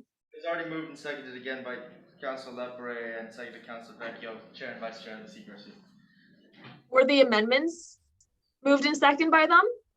Oh no, I mean, since the amendments were just before you got to read them, they'd be legally valid. Okay, so it was, all right, Councilors Lepre and Vecchio agree with the amendments. they do? Okay. So they agree with the amendments. All right, so, Yeah, all right, so, We're good. okay, wonderful. So moved by Councilor Lepore and second by Councilor Vecchio. All right, wonderful. All right, if anybody would like to speak on this motion, now is your time to do so. Yes, VP Internal. Thank you, Madam Chair. I'll rise for, I guess, the third and hopefully one of the last times today. Speak again in favor of this policy. Again, passed unanimously by the CPRC. This mandate letter is, again, for a commitment I made during the campaign for Vice President Internal. And it arose after, well, what is quite obvious by any onlooker, looking at the elections that happened within CUSA. They were marred by a million countless problems. And although we had a very radical and well-needed overhaul of our democratic processes last year, our system of government and governance, we didn't really change our electoral rules. I can't find in the Charlatan, for instance, any indications within the last 4 years of any amendments to our electoral code in CUSA, despite having many overhauls in our democratic system since then. I think that's almost unforgivable. And that's why it's the intention of myself and the CPRC to constitute a new independent commission to take a look at past elections, see the problems, and suggest solutions for our future elections. And we're set to have some pretty soon. Again, in the fall term, we'll have a by-election to fill all of our vacant councillor seats, and after then, we'll have another general election, one where we'll be able to have a third-party chief returning officer and really implement the rules that the DRC set out. So I think, and I hope you all agree with me, councillors, that being able to clarify and update and codify new rules for our election, bearing in mind the many lessons that we've learned the hard way over the last couple of years, could be incredibly valuable to this organization. And it's one of the largest oversights that was left by last year's executive and by the DRC. Not, of course, to their fault. It was a little outside their mandate, but this, in essence, would fill one of the largest holes in that patchwork. So again, I implore councils to vote in favor, and hopefully that with some of the last-minute amendments, it'll also go to the satisfaction of our board of directors and be reviewed soundly by CUSA's legal counsel and by our friends on the board. Wonderful. Thank you, VP Internal.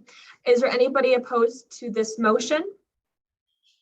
Sorry, I have to scroll up. Motion to constitute Electoral Reform Commission C-25. Is there anybody opposed?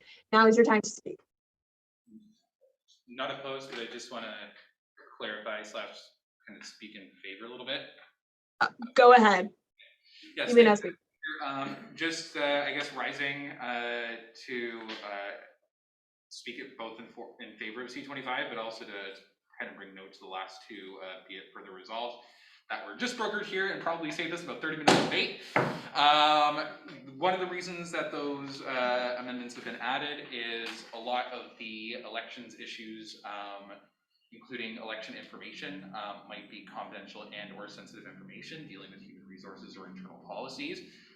As such, because we have a fiduciary responsibility to this organization to keep a lot of that information private, we have kind of left it up to general counsel to determine where what kind of the mandate of the Electoral Reform Commission could be constrained to, so that none of that sensitive information could be leaked or could be at risk. So not only does this save a lot of debate, but it might end up saving us in the future potential legal issues. So I would suggest embracing and adopting this with the amendments as seen in the live document. Thank you. Wonderful, thank you. Is there anyone else that would like to speak upon this motion to constitute Electoral Reform Commission C-25? Yes. Yeah. Yeah, hi guys. So I would also like to speak in support of this motion. So, as you know, I'm Saad Khan, and I've been elected as a counselor for Inch. And as someone who has been in two CUSA elections, the elections have been extremely problematic in like all the aspects, so to speak. From campaigning to relations to social media and so on and so on. And despite the work of DRC the previous year, and despite the reforms, of which I do of course support, we have still seen the like toxicity in the 2022 election. So because of this, I would just urge the council to make sure that this motion gets passed, so that we could like study the exact like root of all these problems, because it seems like this is the so would say like yeah, so like yes, this is the issue with the election. And I fear that if this problem keeps going on, then it is a risk to CUSA and its reputation. So yeah, I would support this motion, and I would urge everyone to vote in support of it. Wonderful, thank you. Is there anybody else that would like to speak upon this motion? Now is your time to do so.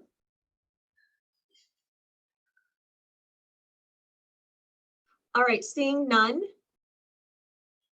we will now move to voting for the motion to constitute Electoral Reform Commission C-25. All in favor, please raise your hand.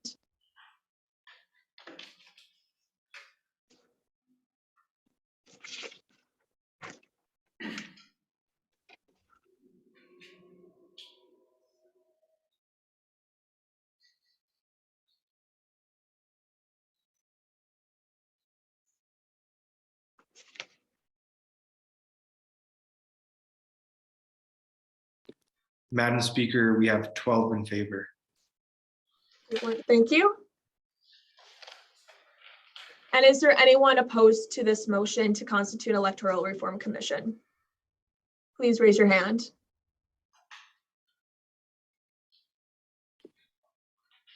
Madam Speaker, I see none.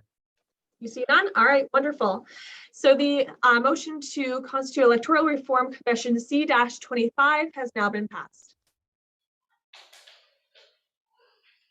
All right, next we have the motion to amend the Council Rules of Order meeting time C-26. Whereas it is desirable that council meetings take place during a time that is both accessible to all councilors, prioritize the safety of all councilors, and as speedy as possible. Therefore, be it resolved that Section 8B of the Council Rules of Order be amended by striking out 6 p.m. and inserting 6:20 p.m. And it be further resolved that Section 8C be amended by striking out 11 p.m. and inserting 9:30 p.m. This was moved by Madam President and second by Councillor Gill. Okay, that's a lot of hands up. All right, Madam President, you have the floor. Okay, so I'm just moving this on the recommendation of the speaker for a few reasons. So it is like effective, promotes a better flow to our meetings, but most importantly, it prioritizes the safety of counselors and VPs and executives who need to get home, and we want to make sure that they're safe when they're walking to their bus or however else they're getting home. And then counselors or students, they have classes and jobs and tests and things like that. So we don't want to over delay council meetings any longer. And I think the 6:20 is to account for tech and all that. Okay, thanks. Yes, VP Finance, you may now speak. Thank you, Madam Speaker. I appreciate the spirit of this amendment to the Council's Rules of Order. I would say from the first meeting, I did end up getting home at midnight, and it was not like the most pleasant experience, but I also have to say that I do hope that I work at the pleasure of the students, and I hope a lot of the counselors do too. So we don't really know what's going to come up in the coming academic year. I mean, I appreciate this, and I think a lot of counselors would appreciate, getting these meetings going and not dragging it out until it has to close at the very last minute. I would say that I'm not sure about the policy itself, but if we could include that, like, a 2/3 majority would push it to 11 if there's some really pressing matters, I think that sets like a pretty good threshold for if in case there is quite a lot of business to attend to. But I also appreciate the spirit of the motion. Yes, Madam President, you may now speak. Yeah, so we actually already spoke about this, and the 2/3, Gavin can speak on it a little, the Vice President Internal can speak on it a little more, but the 2/3 majority is already in policy. It is in policy.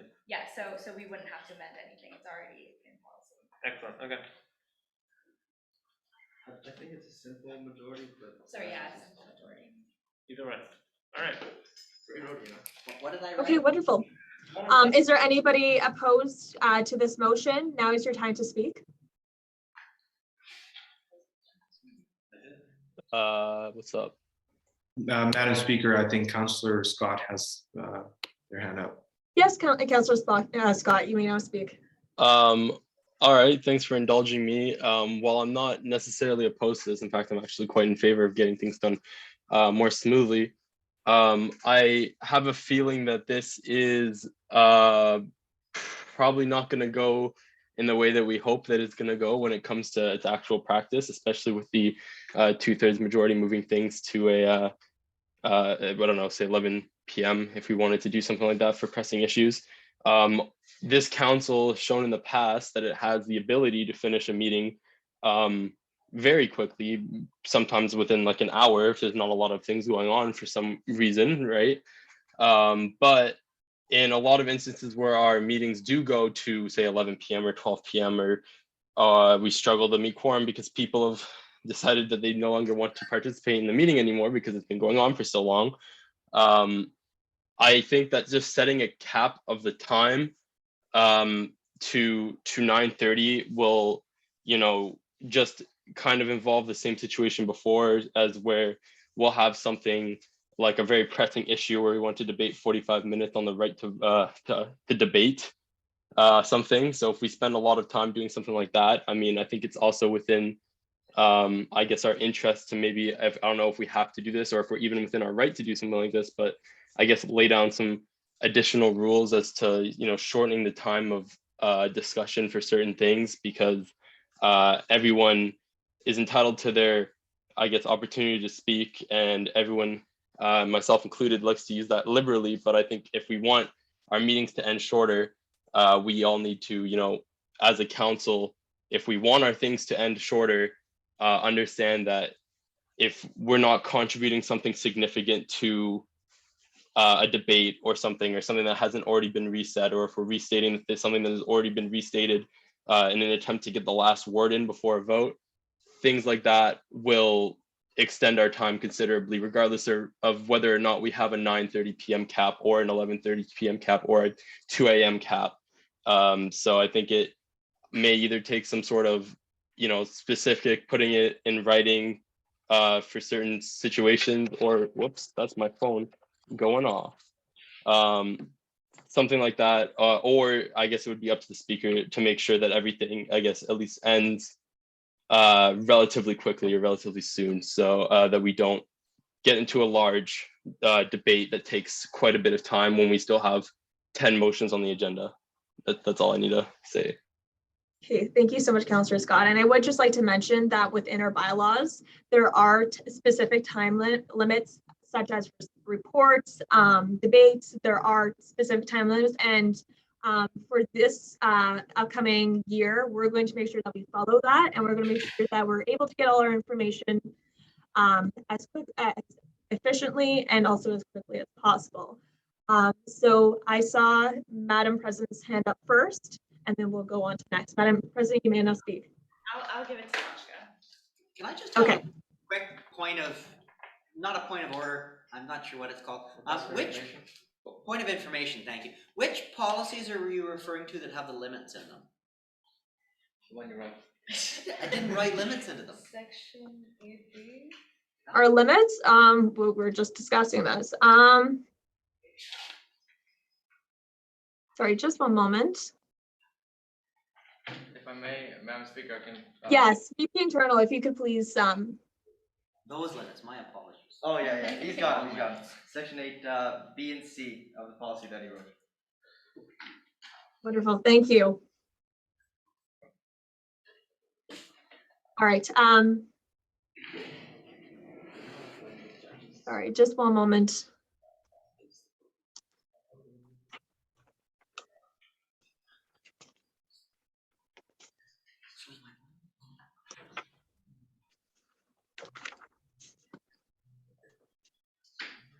Okay, sorry about that. VP Student Life, you may now speak. Thank you, Madam Speaker. Just for information, when we had a first meeting, I actually reached home at like 12:30, and I actually live in an area which is generally not considered that safe that late. But anyway, so as important and as appreciative as I am of this motion, my biggest concern is that if we limit debate to say 9:30, I'm concerned about the number of special meetings we'd have to have, the number of emergency meetings that we would end up having, because, you know, as I've noticed, is the fact that when there are like really contentious motions presented, all of us love debating over here. All of us want to be heard, and rightly so. So that's a little, you know, concern that I have, that how many special meetings would we have, and how many, you know, days of the month would we be taking out of the council's time, just because, you know, we didn't have enough time to finish up the entire business. So yeah, thank you. Madam President, you may now speak. Yeah, I'll just say, I think like that this is in no way intended to disrupt the debate, and that, you know, I think that we can all agree that everyone here does have a right to speak and has a right to participate in debate, and is encouraged to participate in debate. I think it's more so, you know, when I don't think there's actually any concern whatsoever about the number of special meetings we will have. I think that if there is important debate going on, then the councillors who are here will, you know, with a simple majority, vote to extend the council meeting, which will be completely fine. And if when we get there, that'll come to it. But I don't think there's any concern about having to call for extra special meetings. I think it's just to set precedent that, you know, and honestly, it's about bringing meaningful motions to council, and avoiding sort of wasting time with other types of motions and things like that. So I just think that taking into account, you know, how meetings have gone in the past, and just wanting to tighten them up and really make them productive and meaningful and fulfilling for councillors, that this is an important step toward in that direction. I will say that I know the speaker, I don't know if the speaker would like to maybe speak on it and delegate her speaker rights to the deputy speaker, because I know that this is like a motion that she prepared. So anywho. Yes, I will, sorry, side note, I will speak on it, but I'll let everyone else speak, and then I will I'll hand the speaker stuff over to deputy speaker, and then I'll say my little thing and then go back and speak as counselor for faculty public affairs. But anyways, sorry, could you put everyone please put your hand back up, just so I know. Sorry, I do not, it's very blurry. Who has their hand up right now? Who, sorry? Councillor Hammond. Councillor Hammond, you may now speak. For anyone who was not present at the first meeting back in May, when these was initially mentioned as having been an issue, I was certainly impassioned, if anyone remembers, about this issue. Allowing councillors to leave when required, when considered safe for them, when considered beyond the productive hours of the meeting. I personally am not in a position to be making any decisions on any part of my constituents past 10 p.m. And my time is better spent at home, as I can imagine most other people's are, preparing for work the next morning, or simply just getting their foot in the door before it becomes, the late hours of the night. I'm happy to have extra meetings personally, and I know many councillors would agree, if it means that the length of each meeting is reduced. And the only other option here is realistically provide Uber and Lyft reimbursements so that councillors can get home safe once the buses stop running. And I can't imagine the finance wants to rearrange the budget to provide that. So I don't see any issues in reducing the time spent in each meeting every month, as long as good notice is given for the agenda, so we have time to prepare, adequately prepare, and be ready to speak when asked. And training is provided to all, so we can keep it moving efficiently. And I think that this is the best interest of all councillors and executive safety, as well as staff. So my little piece in the matter. Good work to everyone who worked on this. Wonderful, thank you. Yes, yes, Sims, you may now speak. Sorry, President. Thank you, Madam Speaker. I was just going to address Councillor Scott's point that if you're worried about debating whether to increase the length of the meeting, what can actually happen is you vote down the motion to adjourn, which is non-debatable. So at the end of the meeting, when there is the motion to adjourn, you would say, yes, thank you to RVPI for finding that. You would vote against the motion to adjourn, which would mean that the meeting doesn't adjourn and the meeting would continue past the set time. So in that way, you would be able to have a motion that you can't actually take any time debating, that would simply extend the length of the meeting.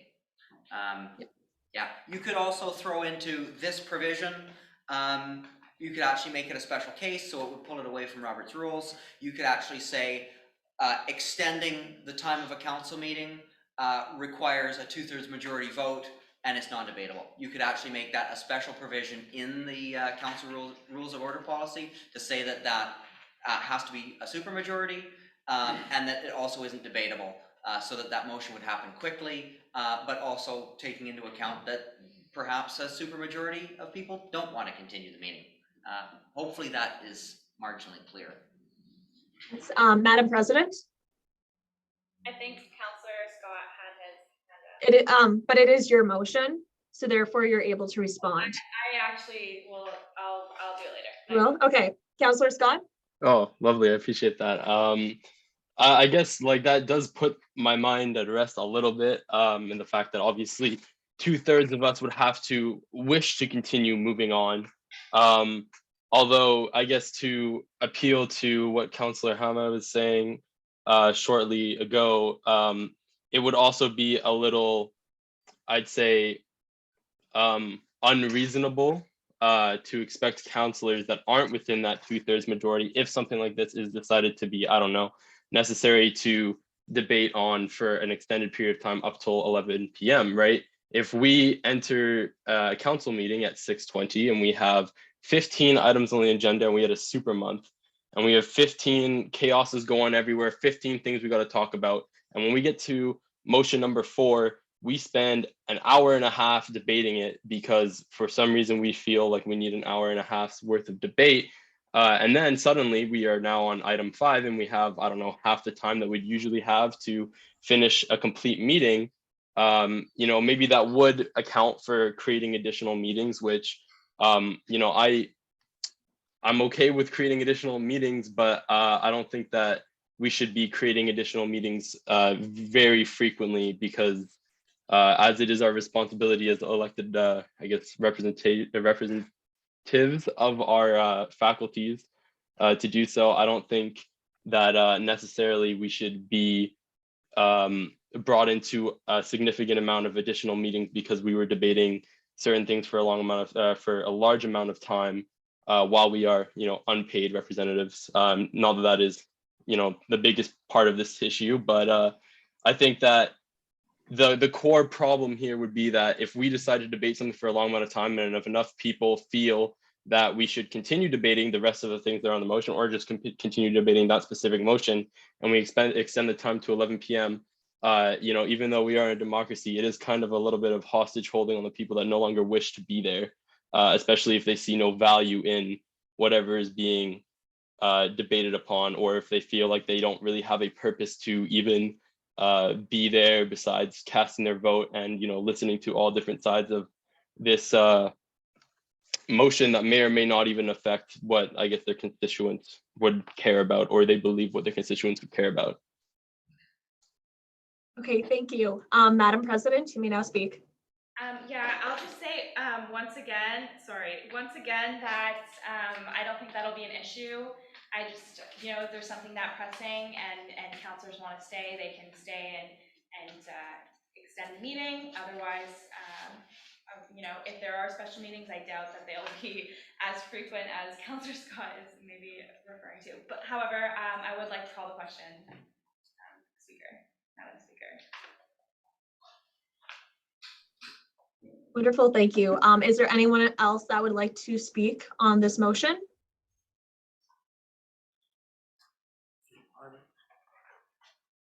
Yes, Gerson, yep. Just like to sort of finish a thought that I just want to mention that, and this is neither in support nor in opposition. I just called the question. May I? Neither in support nor in opposition of this, but just for people to take into account that it's generally harder. I know it would be harder for me if I had to suddenly make another appointment than to show up for another day. I mean, we're here virtually. We've got our sound and our video cameras set up. That means that we have to go through that twice. It may actually cause people less problems if we can simply extend meetings. And it may actually be a good idea to provide provisions for individuals who feel unsafe getting home at those late hours. Something that we could consider implementing, perhaps not at this time, is actually paying for cab fare, which would hopefully solve those problems. I just want to warn people that if you shorten the length of meetings, you're going to have more meetings, and that means you have to show up more, and that just adds more busy things to your schedule. Anyway, sorry, and okay. Yes, yes, Madam President, you know, speak. I want to say that I disagree again, just because I don't agree that shortening meetings will necessarily mean that we'll have to have extra. I truly believe that, you know, it'll be incentive for people to, you know, get their point straight, make council a little more fulfilling, make sure that the things that are coming to council are actually meaningful, and make sure, again, to echo what Councillor Hammond said, to make sure that, you know, councillors are able to go home when they, you know, at a reasonable time, and get home safely. So I just, and I'm gonna once again call the question, so put it to the vote. Wonderful. If it is okay, Madam President, I would like to say a few words. Okay, yes. Okay, cool. All right, so I'm now going to make Deputy Speaker now the speaker for this one more time. I'm just going to speak as Counsel for Public Affairs. So hello, everyone. Just a few things of why I believe this motion is really important is first, having an effective council, right? So I know for myself, when I go to meetings, when it gets too late, people just, the meeting's not as effective because people just want to end the meeting. They're done with it. They're like, it is 10:30 p.m. I have stuff to do in the morning. Let's just get it done as fast as possible. And you're able, when I was actually watching the previous meetings that we had back in March in 2021, and anyways, I saw it and you could see that pattern. And it was a continuous pattern of people just started to debates kind of get a lot shorter and wasn't as effective. Second, I'd like to say, I think it is a safety concern. If you finish, let's say at 11 p.m., right? You finish at 11 p.m., you talk a little bit, it's now 11:30, you're leaving campus. If you have a 40-minute bus ride, then you're getting home like past midnight. And that is a safety concern. We need to make sure that our students, our counselors, our VPs are safe.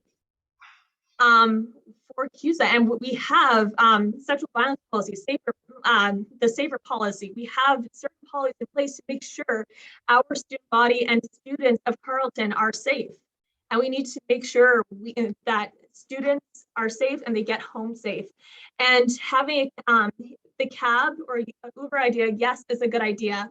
But there is hesitancy because there has been, I know, I see on the news, there is hesitancy of people being assaulted in cabs and such. And there might be hesitancy to actually use that Safe Friday because it might not be. So having it at an earlier time would make sure if it's, that would make sure to prioritize that safety for a student body.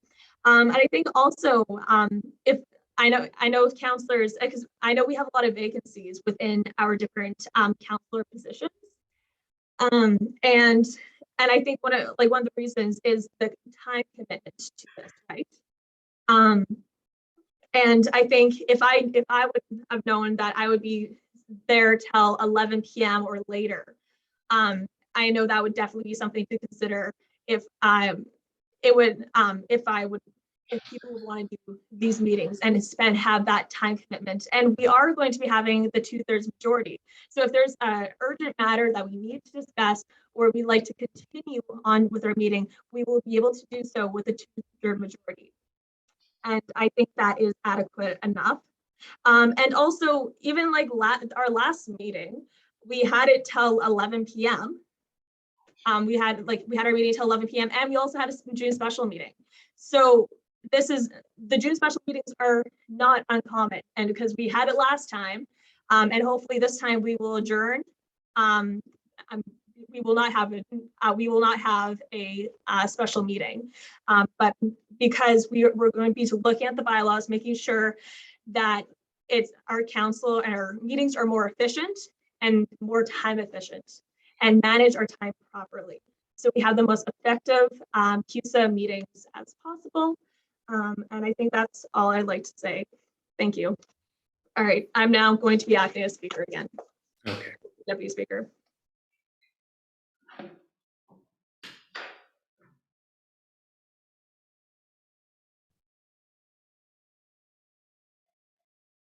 All right, cool. All right, so is there anybody else? So I know, Madam President. I'm sorry. Just go straight to the motion. Voting procedure. Straight to motion? Okay, wonderful. All right, so, this motion to amend the council rules of order meeting time, C-27, all in favor, please raise your hand.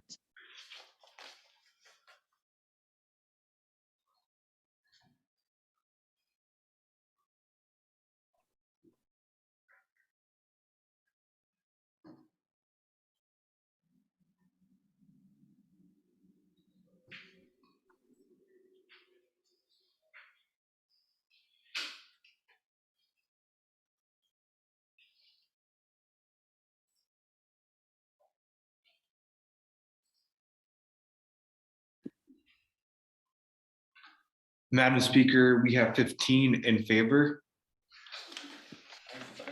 Thank you. And is there anyone opposed? Please raise your hand.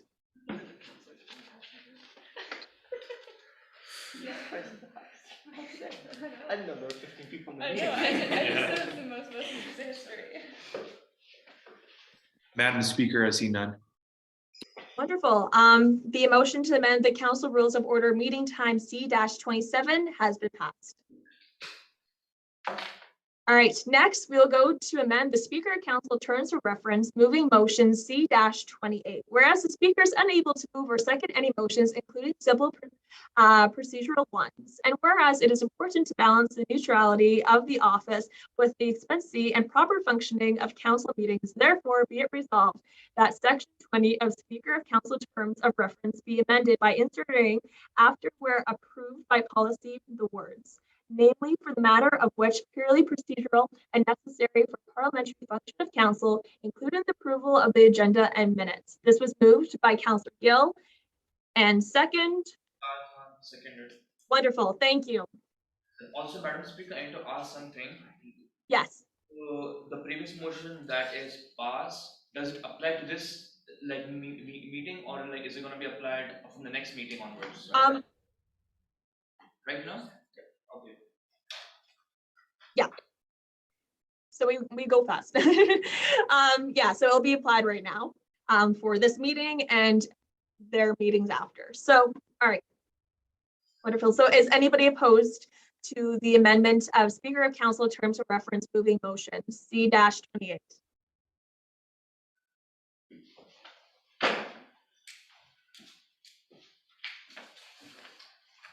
Okay, seeing none, we are now going to move to voting. Motion to amend the Speaker of Council terms of reference, moving motion C-28. All in favor, please raise your hand.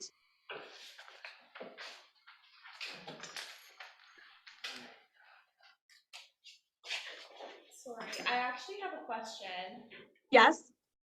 I just have a question because we were given like advice from our legal counsel that non-voting members could not move or second. So I just want to confirm that this doesn't like, not to say I'm not going to support it or anything, but I just want to confirm, does that affect anything? Nope, not even a little. Like non-vote, it says non-voting members can't move or second. Our counsel told us that. But this is fine. What do you mean? Well, because the speaker isn't a voting member. Yeah. VP Internal, would you like to stand up and talk about it? Because I know this is your motion. Is it, Madam Speaker? I don't know. At any I rate, didn't put it in there, so. this motion was approved by the Agenda Operations Committee. Yeah. Okay, I did see it. Yeah, no, there's no problem at all. Not related. I don't know. What's the price of tea in China? I guess. Okay. Would anybody else like to speak? Yeah, I know the thing. I think, sorry, somebody's hand in the back was raised. We're voting. We're voting? Yeah, sorry, We're I have my hand up for voting. So I was so we're confused. voting. I was like, is his hand up? Okay, anyway, sorry. All right, everyone who's in favor of this motion, please raise your hand.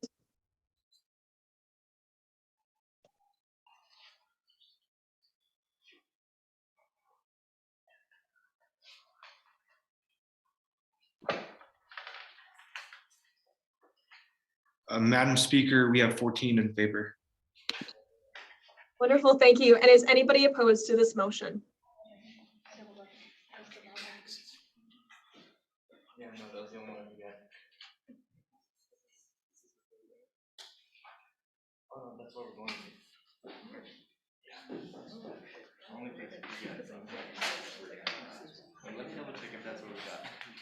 Madam Speaker, I see one hand up, but I think they voted in favor. So if Councillor McDonald if you want to ask them. Yes, Councillor McDonald, could you please give a verbal vote?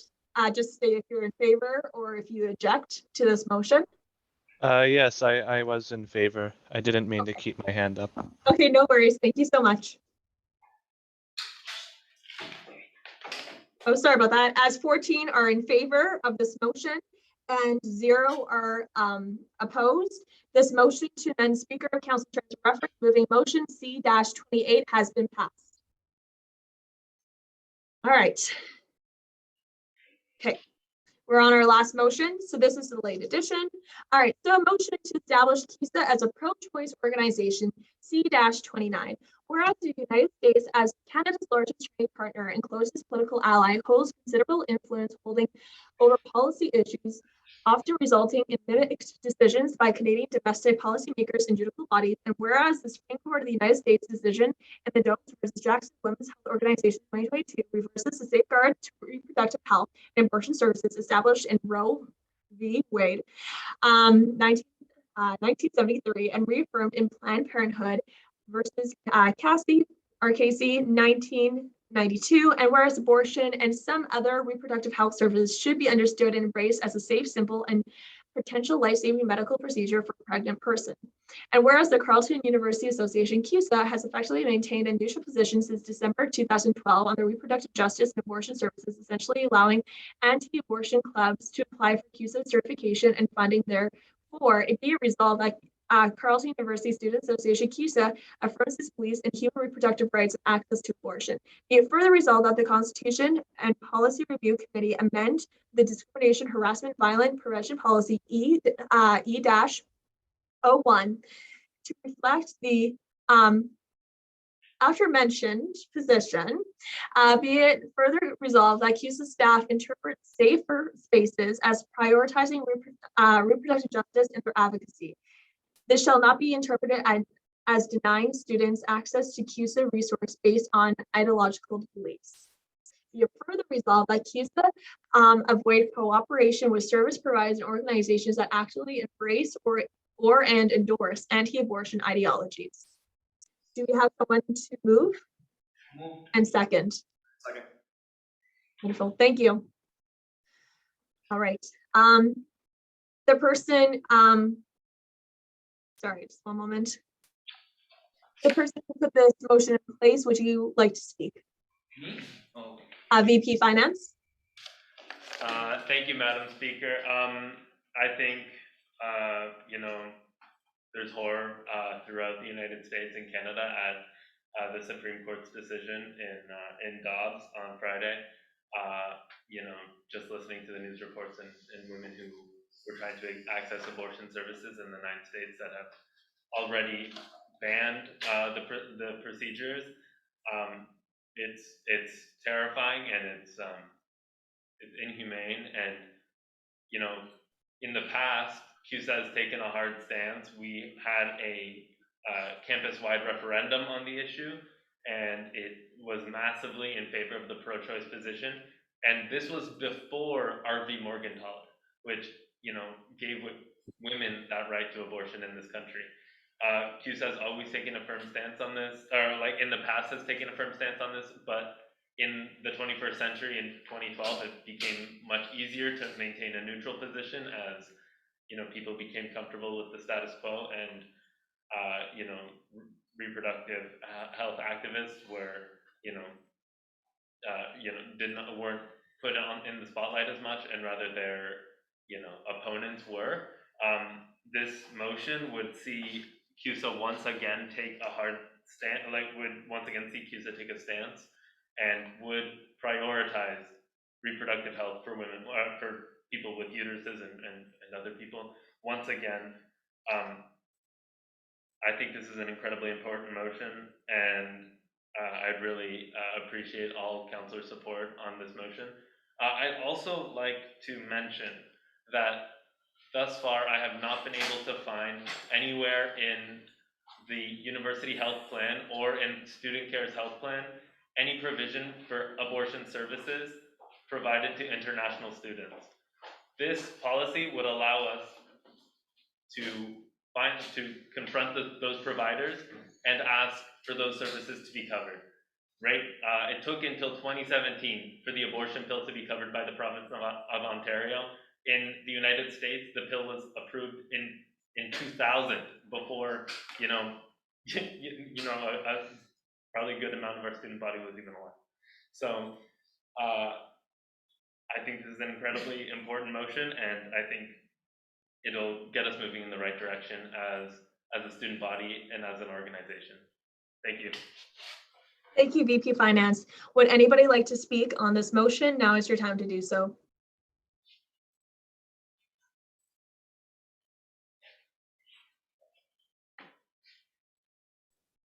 Yes, Councillor Derman.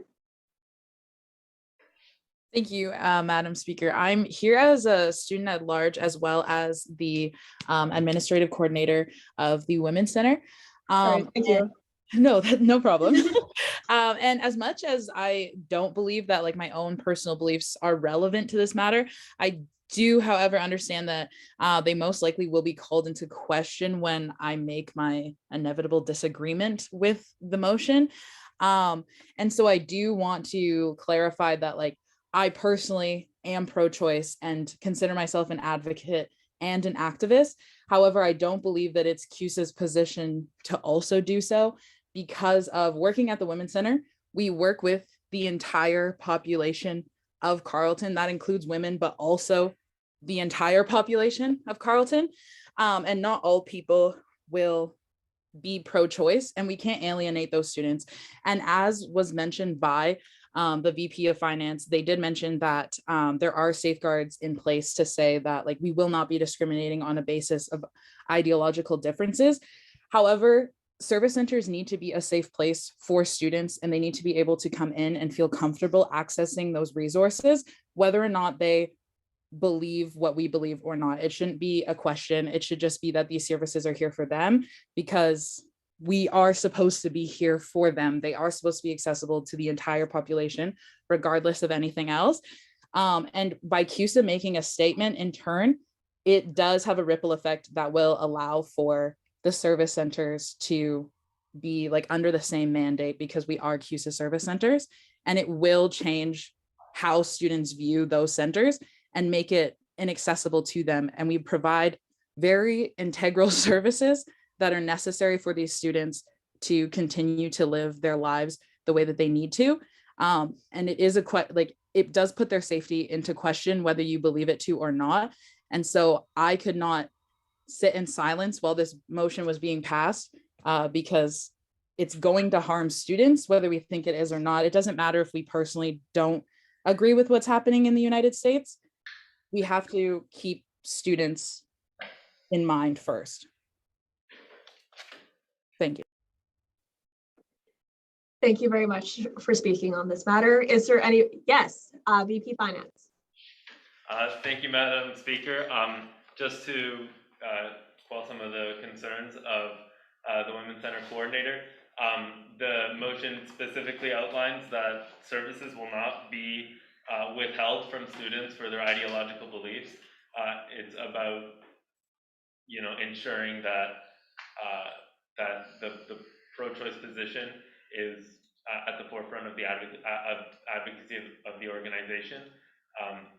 The point is taken. I mean, our services are incredibly important to students, but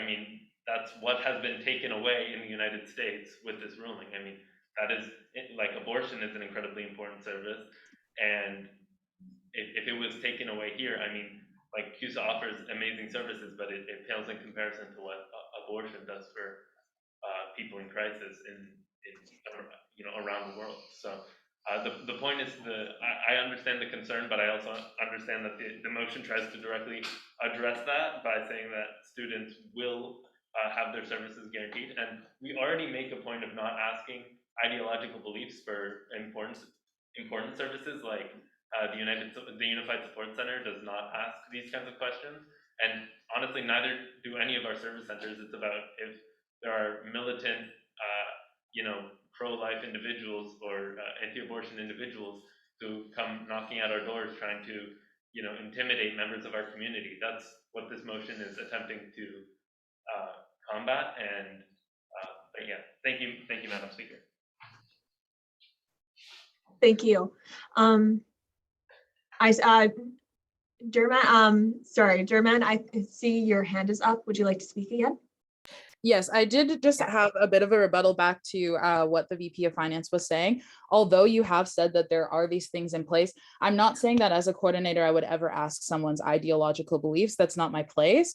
However, if students see that CUSA has backed something, that they say this, and that is their position, they are no longer going to feel safe coming into those centers that are supposed to be safe spaces.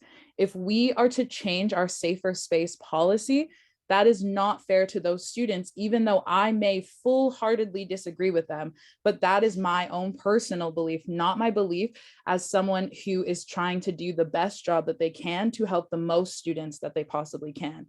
As well, if we are to change this, we have to think of the ramifications for the future. What happens when this outgoing executive team leaves, a new executive team comes in, and they decide, well, if we have made choices saying we are pro-choice, now we can switch it up and say that we are pro-life. And yes, there's going to be council meetings and things in place so that that doesn't happen, but we also have no idea what the council is going to look like down the line. So we have to think of the future, because it is not just us in this moment right now. We are setting a precedent for the rest of Carleton's history. And although it would be great to say that we are pro-choice and that we completely stand with women and other menstruators, anyone who has a uterus, that's amazing. And that is what I want to do. However, we are not in a position where we can do that without hurting other students who may need to access our resources and who pay a fee that goes to us so that we can run our services. So it's not fair to those students if we do that. And we have to think about the fact that those are still people on our campus that we represent, that we care about, and that our services are supposed to be utilized by. Thank you. Yes, VP Finance. Anshika Srivastava, the VP Student Life, she is Okay. on. So. Okay, yeah, sorry, like just stating prior, there can be a rebuttal, or you can, if you're the one that put in the motion. So anyways, but VP Student Life. Thank you, Madam Speaker. I'll just say this one thing. As a woman, first of all, let me just declare it. I am pro-choice. But I think about, there must be some women out there who might be pro-life and who just might be pregnant. And the minute we declare a position, we are essentially telling that woman or that person with a uterus that, hey, you know, those personal beliefs that you have, yeah, we don't support those. So maybe this is not the space for you. Sure enough, maybe the intention of this motion isn't that, but again,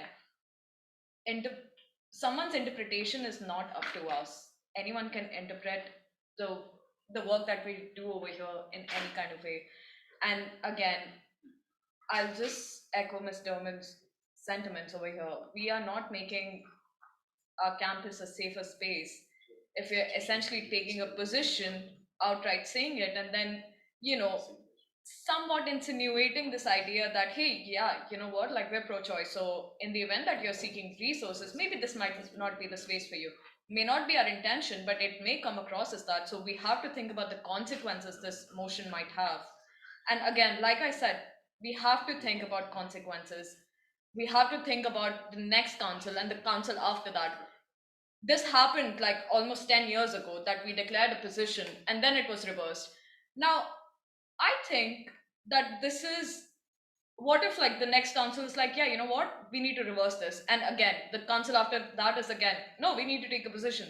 It's a lot of back and forth. So might as well, like, let's just focus our resources and our time on things like making this space more safe by, you know, educating people, advocating for people, advocating for bodily autonomy, rather than, you know, declaring a position that should be just understood by default. Organizations, especially such as student associations, should stand for human rights, and they shouldn't politicize human rights. Thank you. Thank you. Sorry, I'm not sure whose hand was up first. The counselor in the back, I'm going to ask you to speak first, and then we'll get VP student issues. Yeah, so I just wanted to add that CUSA cannot claim to support women's rights and human rights, and also, like, you know, fund anti-abortion clubs at the same time. So this is the reason, like, I would support this motion so that CUSA doesn't have to, you know, fund these anti-abortion clubs. And I think it is really important that CUSA takes this, you know, position so that these anti-abortion, you know, clubs and societies cannot be funded.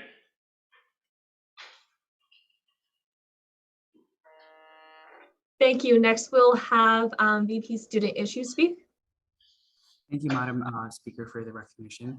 I first off want to, there's a lot to unpack here as an association, as an individuals, and as someone who wish to establish a precedent as council. And for those, I first want to talk about how, first I want to acknowledge that this issue right now, as much as it is a issue that is, well, it's obvious that those issues that happen in America have influences over in Canada, but this issue isn't something that is so pressing right now for Canadians, right? Well, even if we consider that it's a Canadian thing, we should give it one that is giving more Canadian context, talking about how abortions.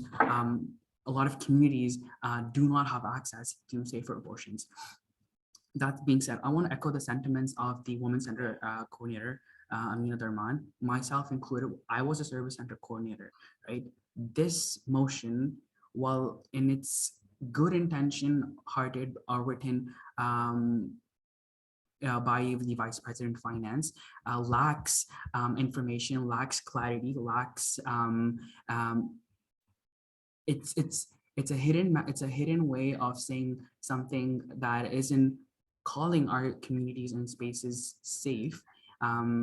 Especially if you look at the last line, it says the CUSA staff be it further resolved that the CUSA staff interpret safer spaces as prioritizing reproductive justices in their advocacy. This goes against the safer space. Yeah, sorry, just one moment, sorry, VP student issues, there's a point of order. The Vice President of Finance rose on a point of order a moment ago. Okay, so sorry, VP student issues. VP Finance, you may now speak. The debate should be about the motion, not about me or trying to impugn motive in any way. I agree with that. It shouldn't be who put out the motion. It'd be more, yeah, it should be directly what the motion is about. VP student issues, you may now speak, but just keep that in mind, please. I stand corrected, Madam Speaker. Thank you. The last line says the CUSA staff interprets safer spaces as prioritizing reproductive justices in their advocacy. On that note, I would like to read out the safer space policy that is adopted in CUSA spaces. All events start off with the safer space policy verbal agreement that goes that safer space is a supportive, non-threatening environment where all participants can feel comfortable to express themselves and share experiences without fear of discrimination or reprisal. By saying this last clause, we're allowing students who have different ideologies, whether that's something that we are not comfortable, is not something that we agree on, which is entirely incorrect. We shouldn't set a precedent that's gonna make students not come to our services. And I'm gonna give a very simple example for all of you folks here today. I was a wellness center coordinator. If someone who is, I'm a Muslim, I identify myself as a Muslim. If someone who's outside in the regular way is Islamophobic, right? And if they come to the wellness center seeking peer support on something that is totally outside whatever the issue is, does that mean that I deny myself from providing peer support to this student? And I know this motion does say that we're not gonna limit our services or our events, but the fact that you are passing this sort of motion that's gonna make themselves not come to our spaces. Those women, even though, as I said, a lot of students don't even understand the meaning behind this about the whole Roe v. Wade situation. For those who are having religious beliefs, who are not quite educated, might have a different opinion, will not come to the Women's Center for services. You know, if you go to the Women's Center's definition or the place or why they, what the service that they provide for, a lot of students would not come, right? Us not calling ourselves pro-choice is not going to, it's not, first off, I want to say that it's not affecting us right now, right? And even if it did, there should be consultation, right? Was there any consultation made with the Women's Center? Was there any consultation done with the Gender Sexuality Resource Center? Was any consultation done with the Equity and Inclusive Communities Office? Without having these consultations, how can we, not just as counselors or executives, go on and take a decision that's going to affect all 27,000 students? Right? We want to talk about transparency. This is not how we go ahead with transparency. That being said, I wish to propose a motion to council that is that this motion in its entirety be resolved, that this motion be referred to the Student Issues Committee for review and presentation to council, including any amendments to the statements and any of the clauses for the July council meeting.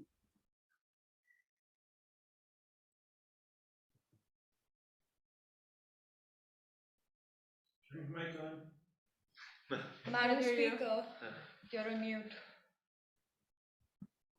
Thank you. Sorry about that. Thank you, VP Student Issues. Counselor Hammond, you may now speak. Point of information on behalf of the student journalist. Yes.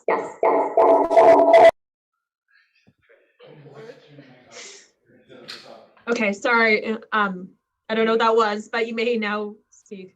You can stand up and come here. Hey, can you hear me? Yes, we can. Okay, I just had a question for the person speaking. I believe you said us not call. I believe you just said us not calling ourselves pro-choice is not affecting us right now. Can I get some clarification on what you meant by that? VP Student Issues, would you like to respond? Yes, I'm saying what I meant by saying that us not calling ourselves pro-choice is that it's for us to identify the difference between calling ourselves pro-choice and saying that we are against pro-life not coming to our events. Okay, and to add to that, would you go as far as to say that you would not reveal that you support climate justice or anti-racism or any of those social matters because they might deter students who disagree with those points of views as well? It's important for us to identify that this issue is very unique because this first starts off as a human right issue before it's a political issue. So on certain, this is such a unique issue where we cannot take a stance without consultation, things that might be required from my personal opinion, wouldn't be fair for me to give my ideologies or my recommendations to council without information. I had 2 meetings today with the Equity and Inclusive Committee's officer and with the EDI coordinator, along with my fellow executives. And most of that suggestion and recommendation came from that us reflect and do research and provide more Canadian context to this issue.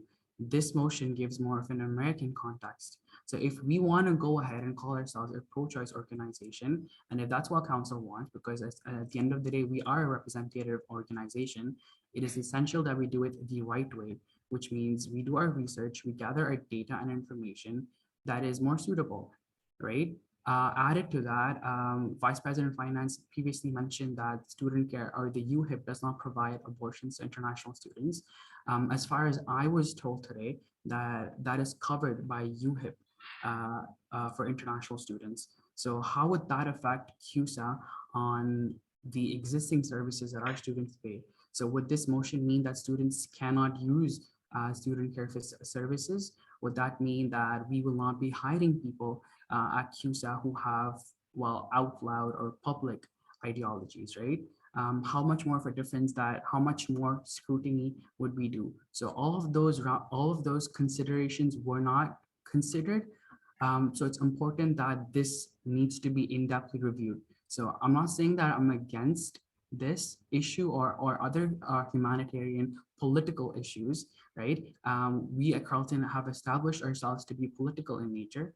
So it's essential for us to review these things, but in good faith and in good time and recommendations, which is why I had suggested that if council wishes to go ahead with it, that the Student Issues Committee would send its recommendations to council so that in the next meeting, we sit and have a better understanding, debates, more recommendations, feedback from full-time staff, from the university, from students themselves. Wonderful. Does that Thank you. answer your question? I'm not sure who was asking it though. I believe it was the journalist. Okay. The unnamed journalist. Does that answer your question? It's a bit long-winded. Can I get a yes or no? So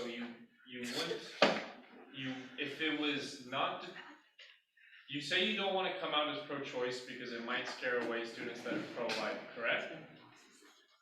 Okay, I think if VP Student Issues, if you want to answer this, you may, but I think you answered the question that he presented adequately. So yes, I'm saying it may. Yes, it may affect.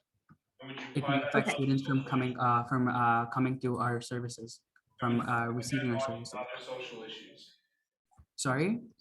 would you apply that logic to other social issues? Well, yes, it would probably affect for other issues as well. You cannot, Can I have you a point of cannot, order? you Yes, cannot, point of order. Like, I mean, as much as I'd love to sit here, I don't know if this is necessarily the time to have an interview on one of our VP's personal ideals, especially seeing as we did just pass a motion earlier, limiting the time that we're going to be spending in council. Exactly.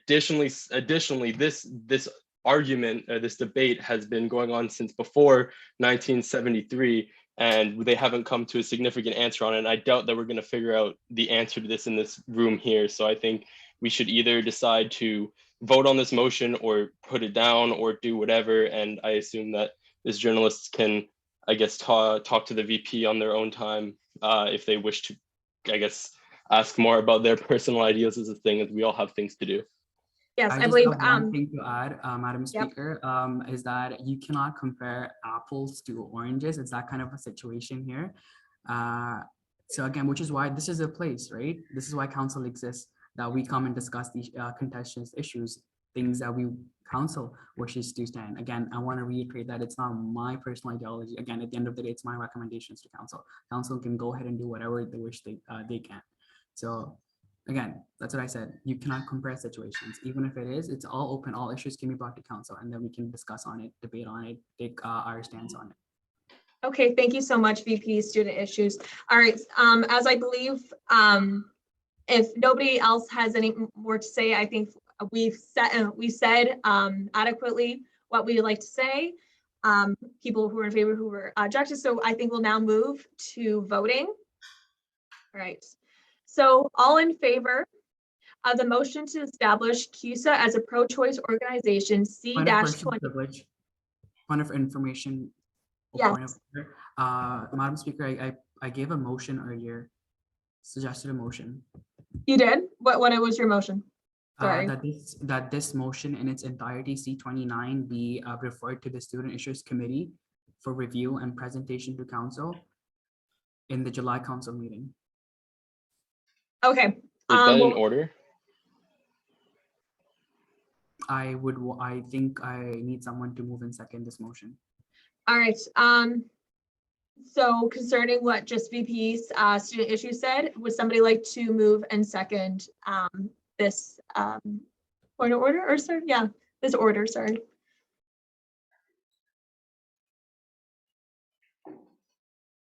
All right, no, would anybody like to move it? All right, seeing none, it will not. It will someone not. just Yeah, said we in the someone in the chat. chat. Yeah. Somebody just, okay, Good eye. wonderful. All right, we have a mover. Do we have a seconder?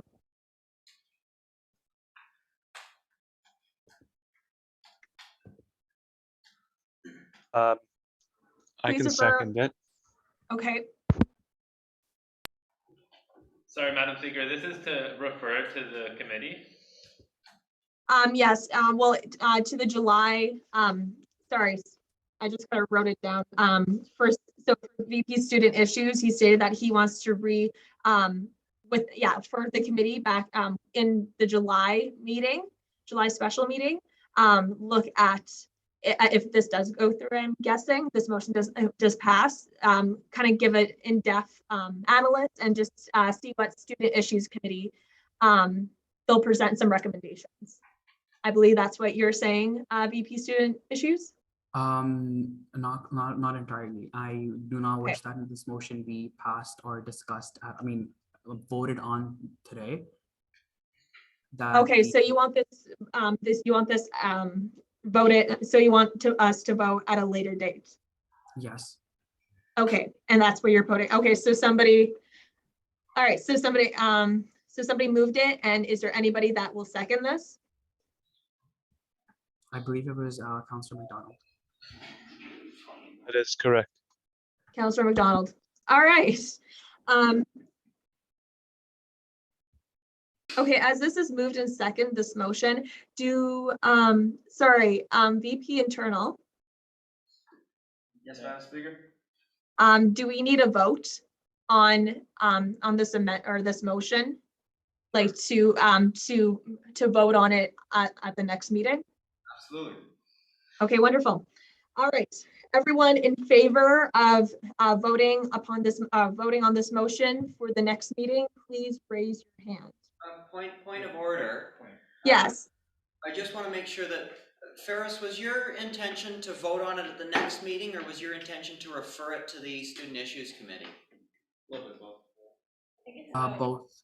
It was both. Sorry, I'm A motion to refer and then bring back at the next. It's also a debatable motion if councilors have just anything want to debate. I just wanted to make sure that was explicit. Yes, VP Finance. Honestly, I think we should vote on it now, referring it to the committee. I mean, I think it's clear in the motion what the intentions are, and I think this work that needs to be undertaken by CUSA, it needs to start now. And I think in order to deliver for students, especially in preparation for the incoming academic year, I think it's important to start now. That would be my recommendation to council. Yes, VP Student Life. Madam Speaker, and to the council entirely, I'd just like to, redirect you to the fact that we do not have all the facts, we do not have all the information. This motion is drafted in the context of something that was done in the US. We do not have enough information about the Canadian context of how this motion would apply. So again, I do think that it is not right on our part to, pass something without doing our due diligence and then working on it, rather than working on doing our research and then bringing this back. Thank you. Okay, thank you. All right, and make sure this is relevant to what we're like the amendment of removing this this motion to the next council. So make sure it is relevant. Yes, VP Finance. Thank you, Madam Speaker. Okay, if we need some more Canadian context, one of the 9 states that immediately banned abortion on when the Dobbs decision was handed down was Wisconsin, which borders the province of Ontario. The moment that this decision was handed down, that means that Canada now becomes a safe haven. Some of these women are coming. Point of order. This was not mentioned in the motion. This was not mentioned in the motion. Point of order. Does it need to be mentioned in the motion? I don't necessarily think it would need to. I don't think that what CUSA speaks on behalf of Ontario nor Wisconsin, so I don't think that was necessary to be in the motion. I don't think, sorry, just speaking, I don't think it has to be in the point, because we do make reference that Canada does have a relationship with the US, so therefore, anyways, okay, there's a lot of people, okay. For order. Okay, VP Internal. If anything, like that stuff is fine, it's comments on United States, but what would be more relevant is to keep discussion to whether or not it should be referred or not. Yes. I give the VP some levity in which that he might have been building up to it, but it's just a reminder. Okay, yeah. Sorry, VP Finance. You're still standing. Would you like to say any more? But it has to be relevant to referring this motion to the next meeting. Of course, Madam Speaker. Yeah, so again, referring it will delay, the start to our work, which, should begin with, advocacy. And, if the concern is that we don't have all the facts, which I do disagree with, it is ensuring that all of our students have adequate coverage. What this means for, what it means for our students and how we're going to address it. Again, Ontario immediately became a safe haven when Wisconsin passed, when the trigger law came into effect, banning abortion in their state. Like this is just okay.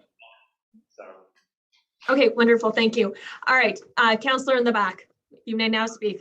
Yeah, so I mean, like, my issue is that, like, if this motion gets delayed, there's a chance that anti-abortion clubs might get like money from CUSA, and that's not something that I want to see. Abortion is healthcare, and abortion is women's rights and human rights, and CUSA must stand with women's rights and human rights.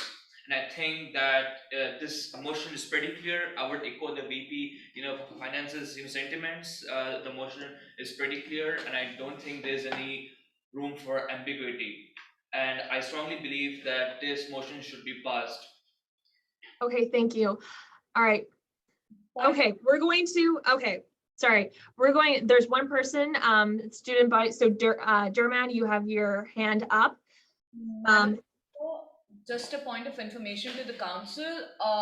I'd just like to point out the fact that none of the pro-life clubs actually have been certified in the past couple of years by CUSA actually.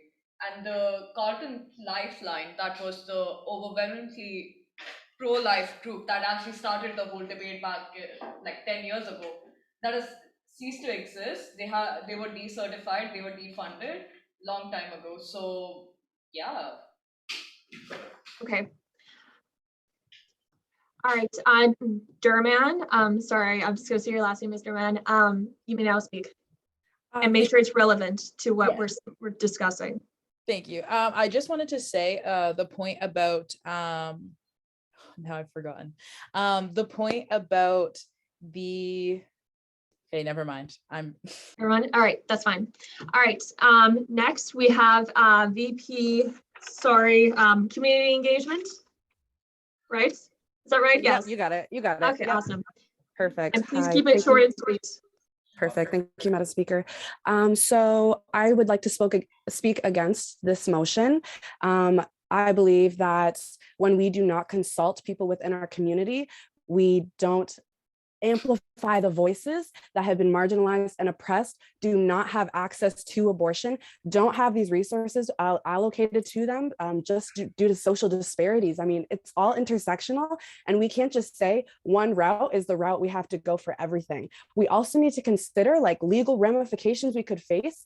We talk about freedom of expression from the charter, and there have been cases from the Brandon University in Manitoba, where the student union was sued, alleging discrimination, and pro-choice students have also referred sorry, to there's this a point of order. as Sorry, censorship by universities. So we need to be careful in how we act. We need to understand that this motion, I feel it kind of disrespects what CUSA upholds with our synchronous and the work that we do to ensure that our students have a fulfilled experience here and have resources and security on our campus. Okay, thank you.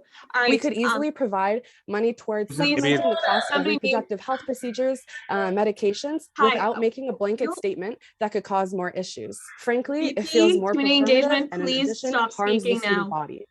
Thank you. Yes, point of order. Point of order. So as discussed actually within our recent board meeting, CUSA is not a charter compliant body. We are we don't fall under the charter as a university. We are a separate not-for-profit corporation. So technically, if you, as a political body, if you wish to pass a motion tonight to reaffirm or to endorse a pro-choice stance, you do not have to worry about violating the charter. Thank you. Okay, thank you. All right, wonderful. Cool. I think Point of order, if I think it's that. Yeah, I think we, I hate to have to reiterate it again, but I think we are just falling back into the same trap that we had just fallen into before we moved to, I guess, this motion to move this. I guess we should really be talking about whether or not we want to move this to another thing as opposed to the ramifications of the original motion. As I guess that's what we're talking about right now. Again, just in coordination of what we passed earlier about, keeping things orderly and timely. Sorry for everyone. Yes, all right, everyone. Hi. All right, so I think we have spoken a lot about this, moving this motion to the next meeting. We're now going to vote on it.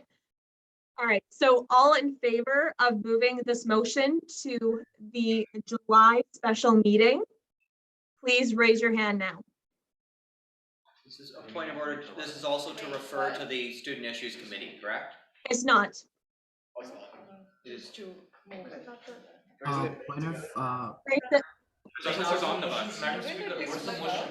Okay, I don't have a jowl to hit right now, but I totally would do that at this moment. All right, VP, Student Issues, would you like to just state your motion one more time as quickly as possible?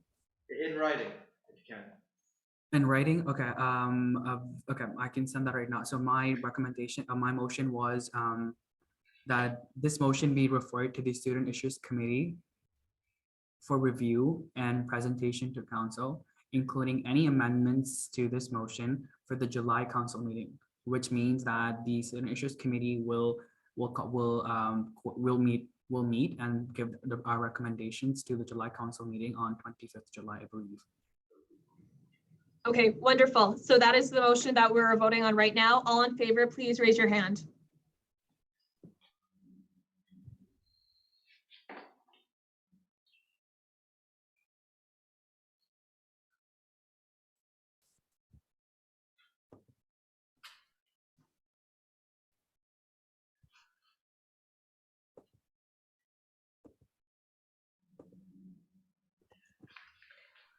Madam Speaker, I have 9 in favor. Actually, 10. 10 in favor? 10 in All favor. right, and who, is there anybody opposed? Please raise your hand now.